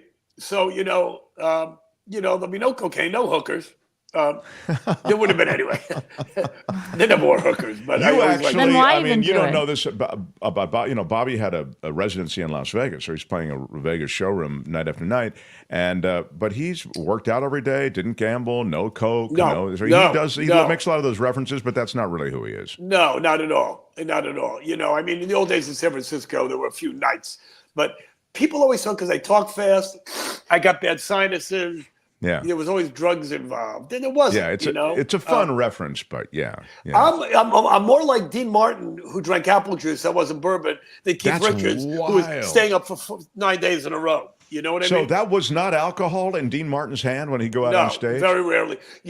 And the only reason I know is not an expert about the Rat Pack, but when I did the movie on HBO and I played Joey Bishop back in the 90s, I read not only every book about the Rat Pack, not only saw every drop of information about the Rat Pack, but I got to talk to all these guys that, between Buddy Hackett and Carl Reiner and Joey Bishop and, Dean and Frank were already dead by then, but you spoke so before you played Joey Bishop in the Rat Pack thing on that movie, the Rat Pack movie, which you were in. Right. You spoke with Joey Bishop and all those other guys you just mentioned? Joey Bishop, I had actually a really bad confrontation with on God, who is it? Who is he? The radio guy in Chicago, and I know you know him. Oh, Mancow or before that idiot. Lujak, Larry Lujak, or the guy. I know I'll think of him in a minute, but I'm having a hard enough time remembering my material for this weekend at Cap's Oakwood Street Bar and Grill, June 21 and 22, not July, 9 p.m. show. There it is. Our old friend Sam Van that Zandt. nice job. There it is. Cap's Comedy Nights with Bobby Slayton, Armed and Dangerous, they say. It's Friday night and Saturday night in Brentwood. That's in Northern California, Brentwood, Bay Area people. There's a 9 o'clock show Friday and Saturday night in Brentwood at Cap's Comedy. So anyway, go back to Joe. But first of all, for younger boys and girls, Joey Bishop was this guy who, how would you describe him? Jew. Okay, but he came one on. Wait, Joey Bishop was one of those Catskills, Borscht Belt comics that went on to become a Vegas icon, and they used him in the Rat Pack as kind of, Frank and Dean and Sammy were all over the place, and they were drinking, having a good time. They kind of called him the traffic cop. So he would go on and open the show, and he would go on and in between to keep the banter going. And he was very hosty. Like there he is hosting his own show. He hosted the Tonight Show when Carson wasn't there. He was very, I'll tell you a great story. This is a well-known story. When they gave him the Joey Bishop show, they gave a lot of people shows to go against, Johnny Carson. Years later it was Joan Rivers. Jerry Lewis had a show that was very, very short-lived. They were all going against Carson, and nobody could topple this guy. And Joey Bishop had a late-night show. Whatever his problem was, Regis Philbin was his Ed McMahon. Regis Philbin was, his co-host. And Joey, this is live TV. Before that, the 7-second delay or tape the night, 4:30 in the afternoon. Joey, in the middle of the show, and he was only on for a little while, a few months or maybe a year, walked off the show, mid-show, and left Regis Philbin sitting there like an idiot, And Regis, he walked off the show. Why? Well, he just quit, and he couldn't wait. He couldn't do it before the show or after the show. He did it in the middle of the show, walked off, whatever the problem was. So Regis came to my show years later. I was about to play Joey in the Rat Pack movie, and Regis, who was the nicest guy in the world, I didn't really know him very well. We had drinks a few times. Could not have been a nicer guy, Regis Philbin. He comes to my show at Caroline's Comedy Club on Broadway. And after the show, I said, Regis, I'm playing Joey Bishop in this new Rat Pack movie. Can you tell me anything about Joey? And all he said to me, the man was evil. You don't expect Regis Philbin. Carl Reiner, who's the nicest man in the world. We became friends. I'm not trying to drop names. I'm just trying to tell you these comedy icons who I revered and grew up watching as a little kid. And Carl Reiner had nothing to say good about him. So Buddy Hackett, you actually had a run-in with him or not? Okay, I was on or exchange with him. Go ahead. As soon as we hang up, I'm gonna tell you who the show was. But by the way, this is again, and we're talking about this because again, Bobby played Joey Bishop in the Rat Pack movie. Right. Go ahead, sir. So Joey, I didn't realize he was on the phone. God damn it, it's really pissing me off that I can't remember. The guy calls me up from Chicago, and he doesn't tell me Joey Bishop is on the other line. He doesn't tell Joey Bishop that I'm on the line. Now, Joey allegedly, and I've heard this from many, many, many people, was a horrible womanizer. He cheated on his wife like crazy. This is what I heard. Frank was Frank. Dean was a pretty loyal. Dean didn't really care about alcohol or women that much. He would sit in his room with a glass of milk watching Westerns after the show and get up the next morning and play golf. So Joey, he's on the other line, and I don't realize this. He thinks he's being set up. We're both being set up, and they started asking me questions about Joey Bishop. And I said, well, I heard Joey was not the nicest guy in the world, not realizing Joey's on the other line.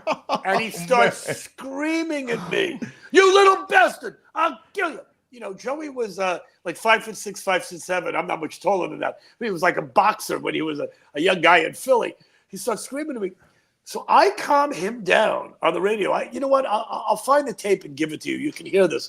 And once I start telling him how much I love him, and I thought he was the greatest comic ever, and I start talking about Joey, he calms down. We're talking about Joey, and we finally hang up, and Joey stays on the line to talk to me after we're off the radio. And he goes, "How dare you call me a womanizer?" And I go, "No, Joey, I didn't mean that. I meant that you loved women and they loved you." But I'm trying to, I'm trying to get myself out of this. And I finally invited him to the premiere of the Rat Pack movie, and he wanted to have nothing to do with it because he said you can't really create the magic we had. And I think that's wild though, because and we didn't really recreate it in 90 minutes. It's Ray Liotta and the great Joe Mantegna as Frank and Dean, and Don Cheadle, who went on to greatness and Academy Awards, played Sammy, and everybody said to me, "You were a great Joey Bishop." All I had to do was slow down a little, cut my hair in that monk hairdo, "Hey, Dean, hey, Frank, let's go." It sounded like, the ants from the Aardvark, like Jackie Mason. And, hey, wow, you were so good. There it is. There it is. There you guys are. It was great. It was. I enjoyed it, but I mean, maybe I always am giddy when you're in something. So, you get giddy over me? Well, that's so cute. I do. Well, I do. I'm excited. I love it when my friends are in something. I love to support. All right. So, speaking of that, again, Bobby will be in and around and on stage at Cap's Bar and Grill in Brentwood. It's this weekend, Friday and Saturday night. You can get tickets, capsrestaurant.com. Go to the events section of capsrestaurant.com. Friday and Saturday night. Can I tell you one more thing before we go? Please. Because the murder people, the Texas Chainsaw people went over and took 6 minutes that I could have been on the radio, Courtney, Bobby felt you went on a little too long. You got cut into his time. Oh, is that Courtney talking? Yeah, now you've got me. I'm pissed. I'm just kidding. Well, women, look, let's be honest. Women do go on a little long. This is why, thank God you saved it. This is why, no, I'm not. This is my Joey Bishop moment. But this is why. Who is having that conversation? The fact that women talk a lot, which is my reason, not that my girlfriend or wife ever would have done this, the reason one of my biggest nightmares in life would be have a menage a trois, 2 women at one time, because all I keep thinking about, doesn't matter how gorgeous they are, it can be Taylor Swift and Rebecca De Mornay, but that's 2 women you have to talk to after. That, to me, I would kill myself. My words upset so many people. A nightmare. Wait, so let me tell you this quickly. Yes, go ahead, sir. First of all, I want to give a plug to that great restaurant the 4 of us had dinner at, that vegan Donna Jean. Oh, that's terrific. So that's good. a great That was one of the best spot. pizzas I've had. I know you guys loved it because you're vegans. My girlfriend and I are very picky about our pizza. We both loved it. And I can't even believe I'm saying I love vegan pizza, because if people from my neighborhood back east knew, I would never be allowed back in New York telling them I love vegan pizza.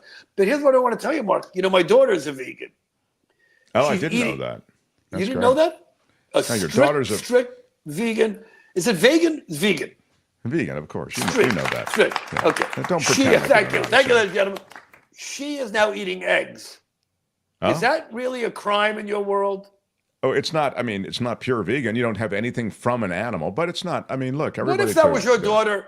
Would you disown her? No, I would be okay. What if your vegan daughter came home and said, "Dad, I'm a stripper making it $5 an hour, or I'm eating eggs"? The stripper would be better in yours.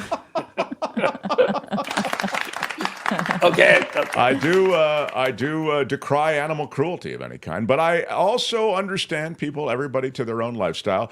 I'm excited that there'll be some vegan options. Bobby Slayton performs at Cap's Bar and Grill in Brentwood. Wow. Yes. Yeah. Yeah. And if you don't want to eat the chicken parm, which is great, they do have bread and apple juice. Right? Diet Coke for crazy vegan We don't have. people. I'm guessing there are no vegans watching, so don't worry about vegan options. But I don't think anybody's watching. I don't think anybody's watching. Dining room and patio dining. Order for pickup, Bobby, at Cap's in Brentwood in Northern California, the Bay Area. I'm going to say, like, one of the great birthplaces of, in your origin story goes back to the Bay Area. And I started there. People would go, "Where are you from?" And I'm from New York, but I left New York when I was 20. I lived in San Francisco for a solid 10 years, opening up for rock and roll bands. And I'll tell you, all the bands I opened up for at the Keystone, at the Old Waldorf, at the Boarding House, at the Great American Music Hall. I know you know all those venues. It was the hardest thing for a comic to do. We all did it. Dana did it. The late Bill Rafferty. Robin did it. I did it. And it was very, very tough. But I'm more frightened about going to this little 100-seat venue this weekend because I haven't done stand-up. You know, look, my notes. I have notes. It's wild to hear Bobby sort of like, a little anxious about his set. I love it. Because I don't know. How long do you go? You do an hour? How long do you go on? I'm going to stretch 20 minutes of material to an hour. I'm going to talk really. Yeah. Is the crowd before you come on going, Bobby, Bobby, Bobby? You need me there to get the crowd warmed up with Bobby, Bobby. I'm telling you. Well, I'm excited because Sam Van Zandt, another radio legend from the Bay Area. Sure. He's in the Radio Hall of Fame as in Terry McGovern. Are you in the Radio Hall of Fame? All right, Bobby, I got to wrap up. I mean, I really think I really. Would you like to apologize for what you've done? You've hurt me. You've cut me to the quick. You really. I want you to listen to me. The Rock and Roll Hall of Fame, which I think is a bullshit organization. The Jay Giles Band, the New York Dolls. There's a lot of great Procol Harum, Jethro Tull. Paul Revere and the Raiders. They're not in the Rock and Roll Hall of Fame. They're great. So just because you're not in some stupid Hall of Fame doesn't mean you're not great. I love that. Thank you. You stuck the landing. I love it. Okay. Bobby, this weekend in Brentwood at Cap's Bar and Grill. Go to capsrestaurant.com. Go to the events section, get yourself tickets, and tell me about the show. I'm so excited that you made some time. And then you're on to Montreal. This is the set that he's then going to work out and then take to Montreal to the festival. Yeah, we'll see what happens. I'm not sure. And by the way, the show, it's a 9:00 show. I'm probably on 9:20, 9:30. I'm usually asleep by then. I know. He likes it early, man. Yeah. We go to dinner with the Slaytons, it's like a 4:30 or it's the Slaytons. And he goes, I want to see, can we get a reservation at 4:45? Bobby, the restaurant doesn't open until 5. But here's the other reason. We like to go swimming after. In my girlfriend's pool, and you know how it is in LA. It's like been 90 degrees the last few days, and by 5, 6 o'clock, the fog's rolling in. It's like London after midnight. It's like a Sherlock Holmes movie. And it's freezing outside. It's like it's global warming crap. I've had it. Bobby, we love you. Come visit again. Bobby Slayton, everybody. I'll talk to you guys soon. Thanks. Bye, Bobby. Bye. The Mark Thompson Show. I went and saw Bobby at the Improv in San Jose years ago. Had no idea who he was. Funniest show ever, says James Watson. He is so funny. Yeah, he's great. He really is good. Website's not very up to date, but he's great. It's true. Thank you, Courtney, for lingering. Thank you. I love Bobby. Yeah, he's great. Really good. I love that he talked about saying something about the Bobby Jones. What was it? The Brat Pack guy that he played. Oh yeah, Joey Bishop. Mm-hmm. Yeah, and then said the same thing about our murderers, our murder segment, because I was still on. Yeah. But he's the best, and his girlfriend is lovely. Yeah. So. All right, Courtney. Thank you. On your way. Yeah. Hi, Courtney. It's Courtney. Well, I'm, struck by the fact that I really want to get this chunk of Trump in, which I promised for you. But I also, to be honest, would like an update on that fire, and I just would like maybe whatever. Are you talking about the fire off I-5 near Gorman? Yes, I sure am. I know that we got a lot of viewers who are either, if they're not watching it live, they'll watch within an hour or two. So, by the way, I want to just recognize Russell Johnson. A big shout out to Russell Johnson. Big shout out. He says, "Thank you for your show. I'm a 2-month rookie." Wow, Russell. Oh. Love having you here. Big shout out. Thank you so much. And thank you so much for hanging out with a $10 super chat, too. Very, very cool. Love having you here. Thanks for sharing the show, everybody. I think that's kind of how we grow audience, and people like Russell will then swim into our world and hopefully hang out. Vicky and Sausalito already welcoming Russell. Nice, Russell, says B.A. Okay, Welcome Russell. to the Mark Thompson Show community. Yeah. You'll learn to apologize here. It's going to be great. Yeah. So Kim's News, she'll do a turbo newscast, and then I will give you an update on what is happening with chunk of Trump. Severe memory issues is what the journalist says who interviewed Trump for this new book. I know much is made of Joe Biden and his cognitive challenges, even though I think too much is made of that. But Trump, who, barks out whatever gets into that head of his, they kind of give him a free pass. I don't understand why. They're about the same age, and Trump is all over the road in terms of his remarks. So I'm anxious to share with you what this journalist who interviewed him for the new book says about Donald Trump. Kim's News first. Smash the like with your iron rod. Smash the like button if you would. We'll get to that chunk of Trump next. Mark Thompson Show. The Mark Thompson Show.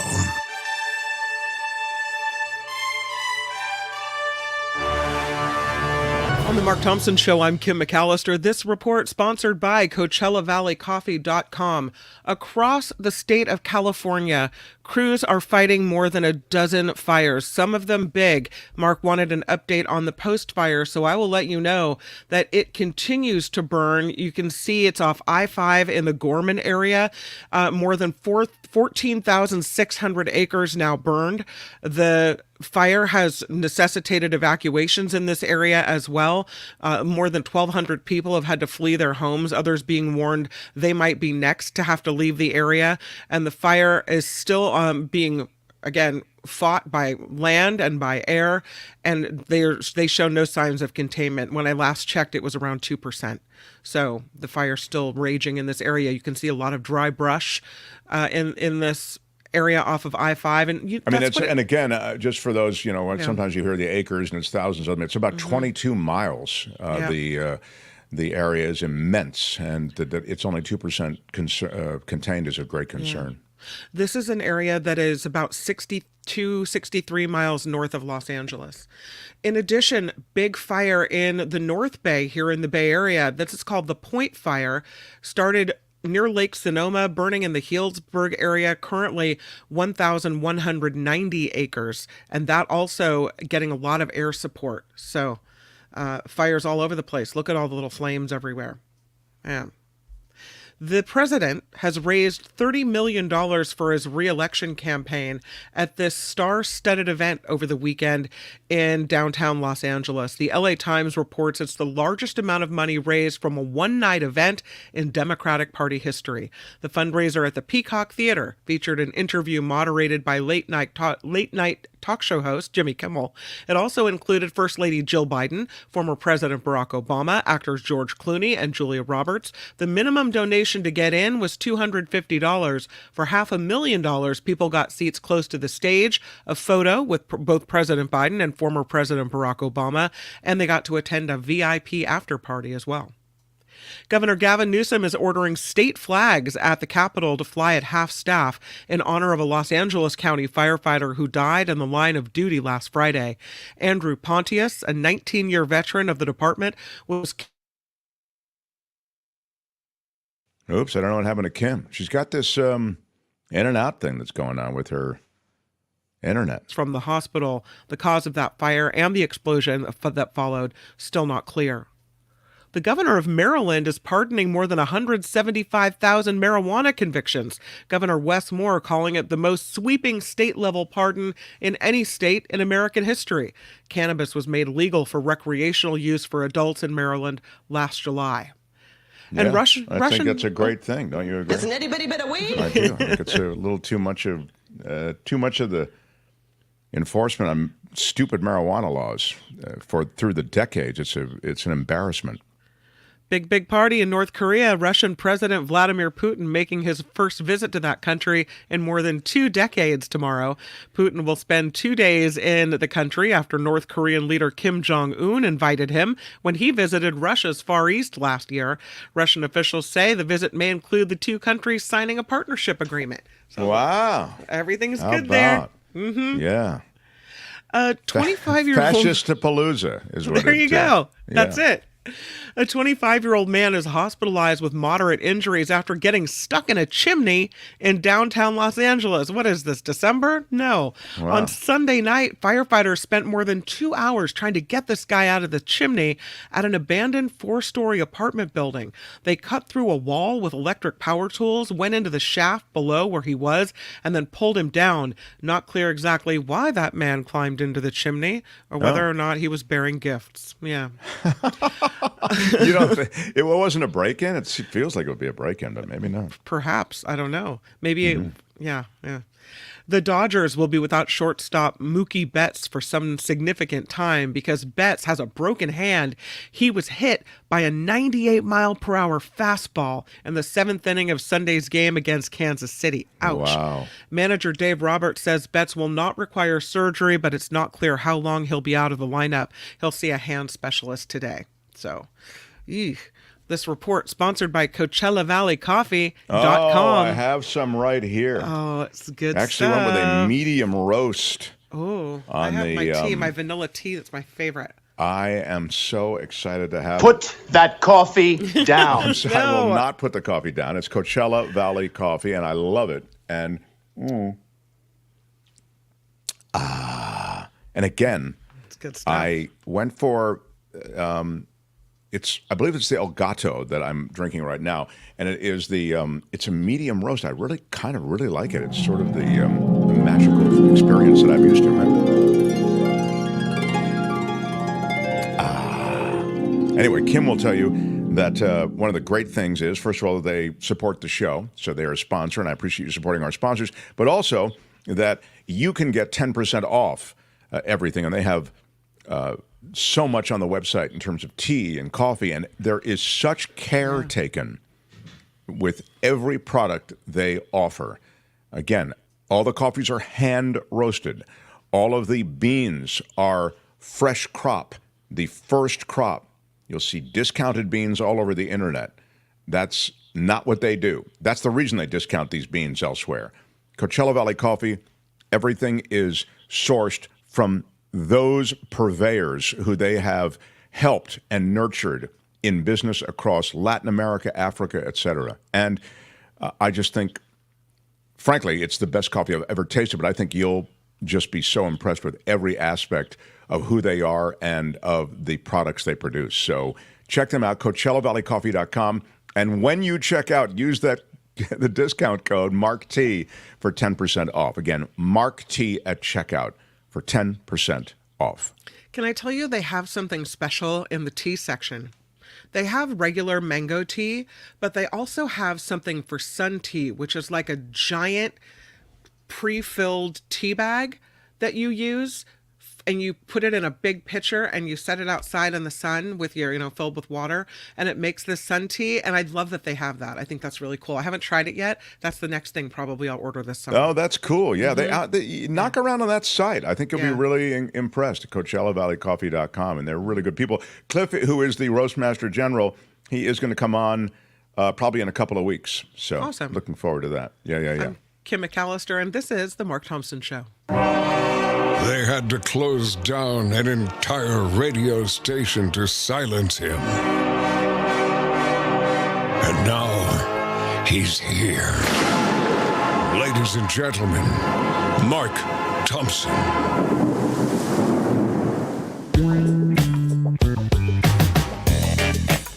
Feel it in your soul. The Mark Thompson Show. Oh, girl, baby girl, don't even play. This is Mark Thompson. Hey, which one of you is Mark Thompson? Put that coffee down. 100% effective. How about that? There's a reason that this place is fun. There is no defense for my conduct.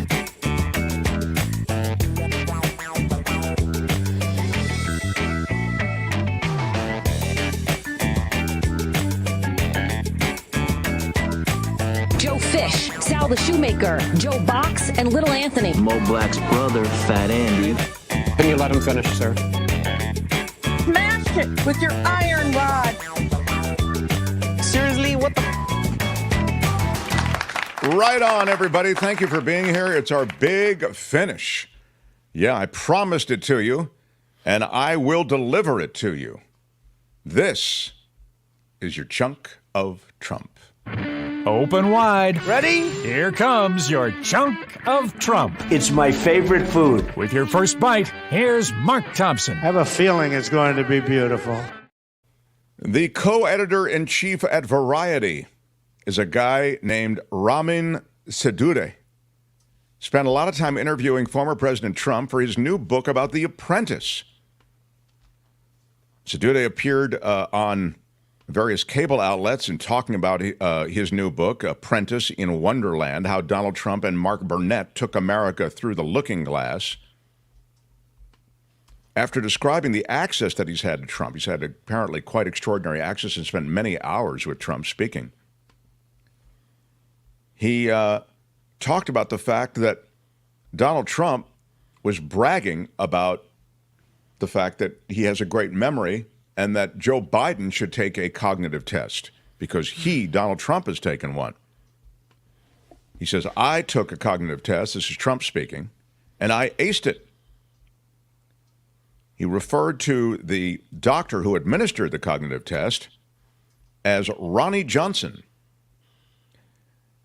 The doctor's name who administered the cognitive test for memory, the test that Trump aced, is Ronnie Jackson, not Ronnie Johnson. What? Yeah, so just saying for a guy who, look, I'm not saying you couldn't make that mistake. I would make it, but I also wouldn't precede that mistake by going, I've got the best memory of anyone who's ever lived. I aced the exam. Biden should take it. So it is shocking, actually, he says, how little the former president remembers and how many gaps there are and how diminished he is in terms of his own mental acuity. This is according to the guy who spoke with him for hours for this new book.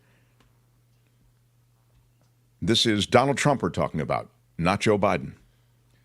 The other thing is that he spent the most time with Donald Trump of any journalist who has spent time speaking with him. Well, of course, because it was for a book that was supposed to make him look good, right? Exactly. Yeah. The book was supposed to make him look good, and they spent an hour together in 2021, in May.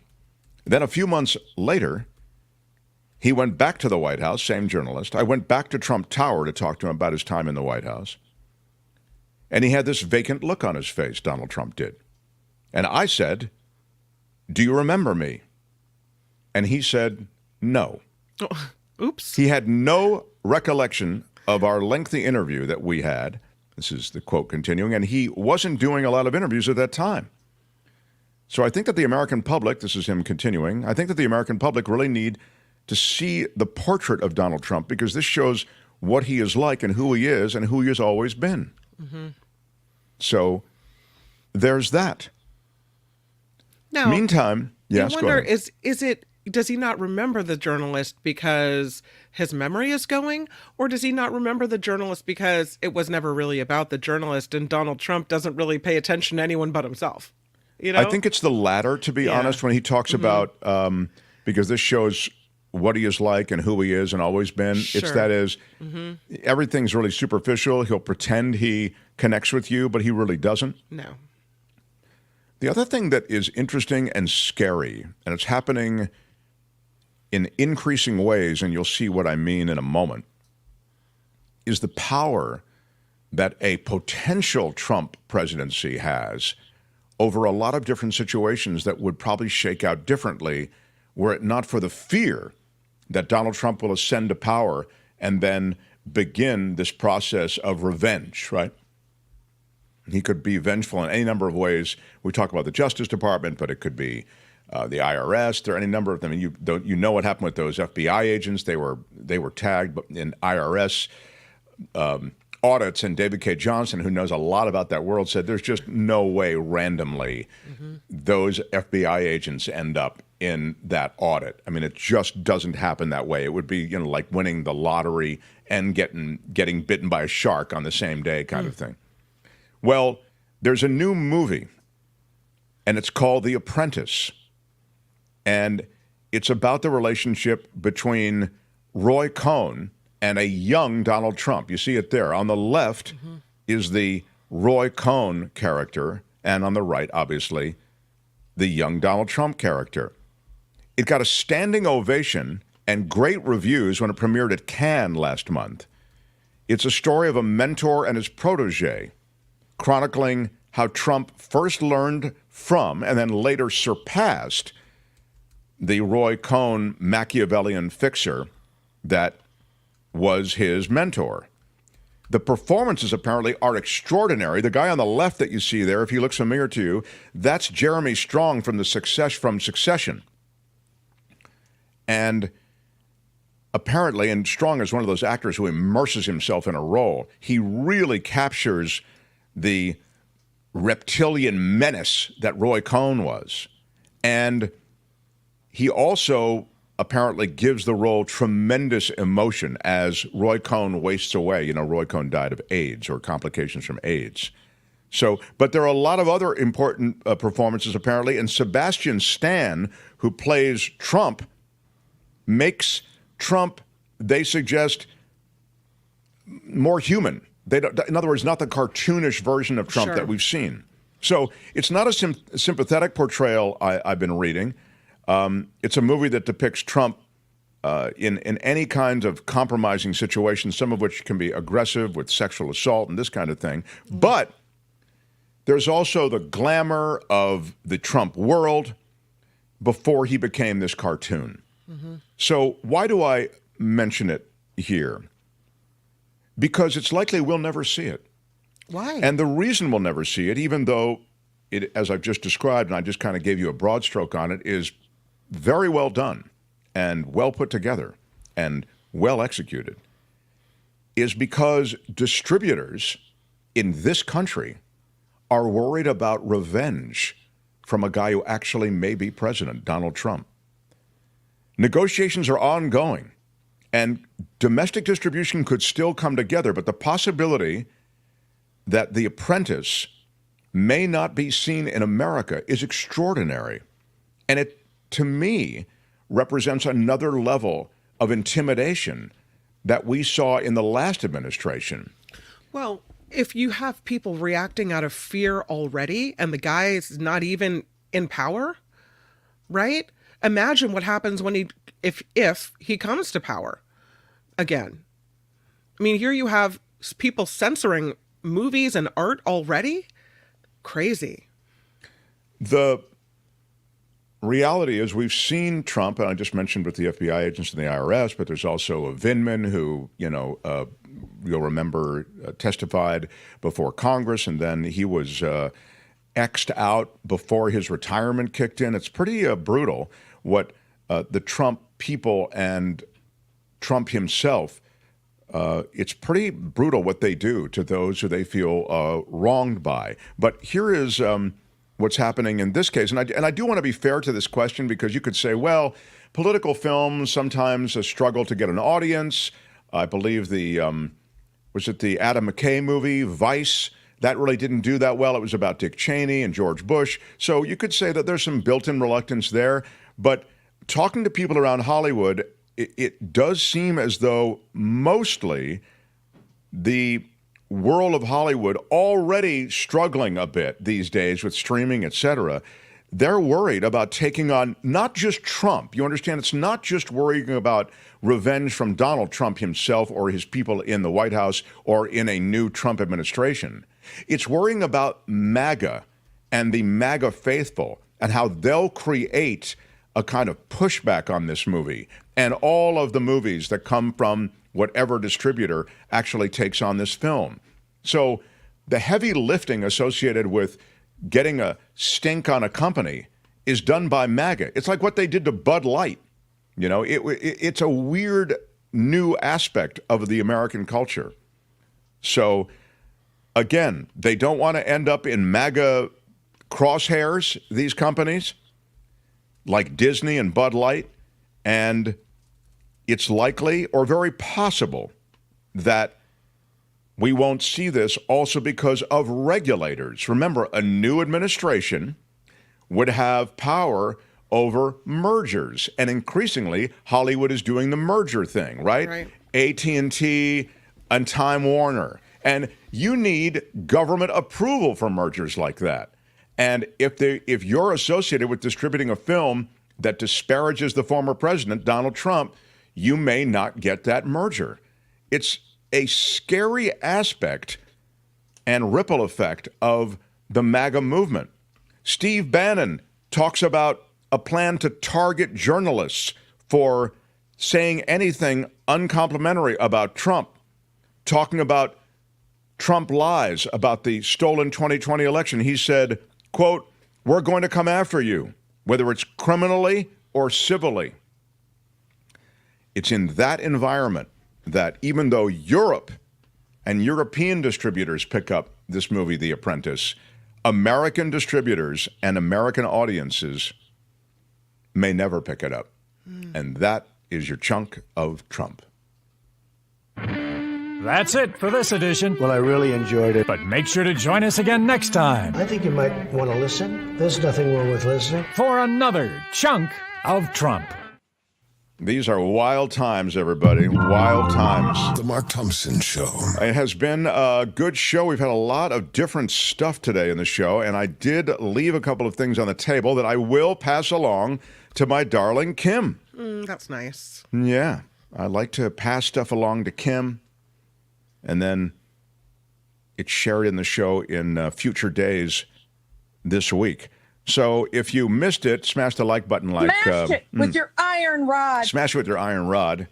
And I also I wanted to acknowledge a couple of comments and maybe this is great. Thank you for this, David Akers. Go be with your dad. Thank you, Mark and the Mark T crew for all you do for us. Big shout out to David Akers. And thank you so much for your heartfelt feelings about my father, who I don't know if he's even going to make it to tomorrow, to be perfectly honest. I'm going to catch a plane back. But I've spent a lot of time with my dad. As you know, I've been back a lot. So I feel pretty good about having spent a lot of time with Dad. So now I'm going back for family and that kind of thing.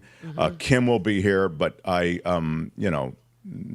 give you more, but that's important. You know, like I don't have that thing that people do or like, gosh, we never got along and blah, blah. I don't have that. Yeah. Like where you want to like square some emotional baggage or you want to square some problem that you had with your father before he dies. I don't have that. But I'm moved and horribly broken up about it. But I at least know that we're good, if you want to think of it that way. Trump made me want another martini from the Red Jack. Is it too early?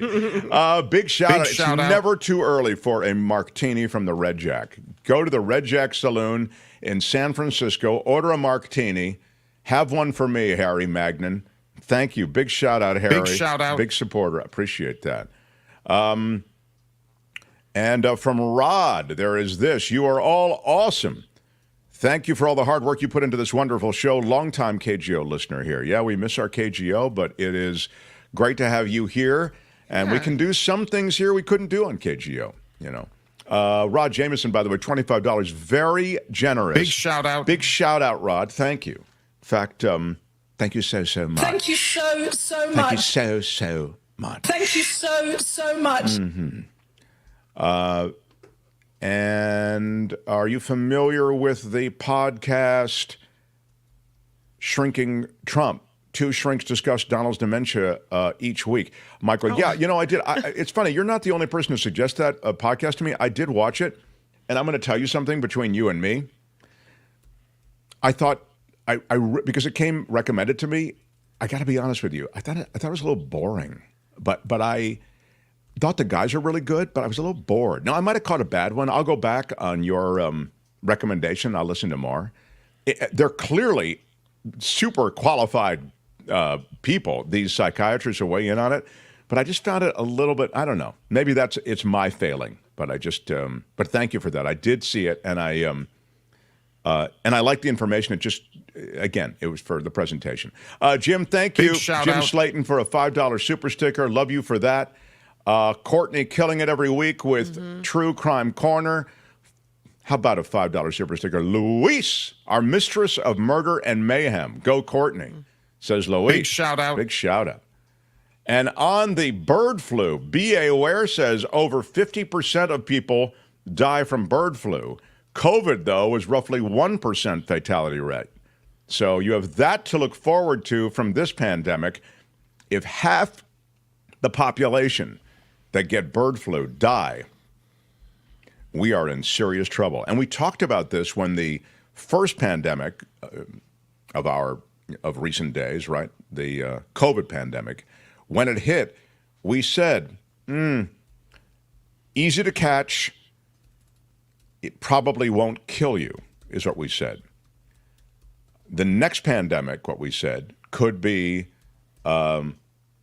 easy to catch, and it could be more in the bird flu category if those statistics bear out, where easier to kill you, you know.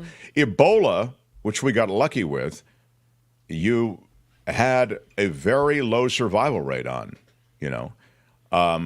We got lucky because it didn't really turn into a pandemic of the sort that would rival COVID. But we haven't really done much. You know how I stand on this. I'll leave you with this last thought.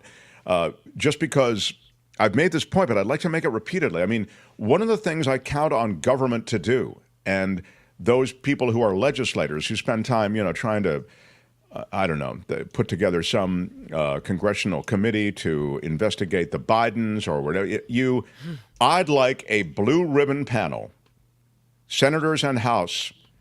I'd like a blue ribbon panel with health professionals to talk about in report form what happened during COVID-19, the response to COVID-19, and recommendations for the future pandemics.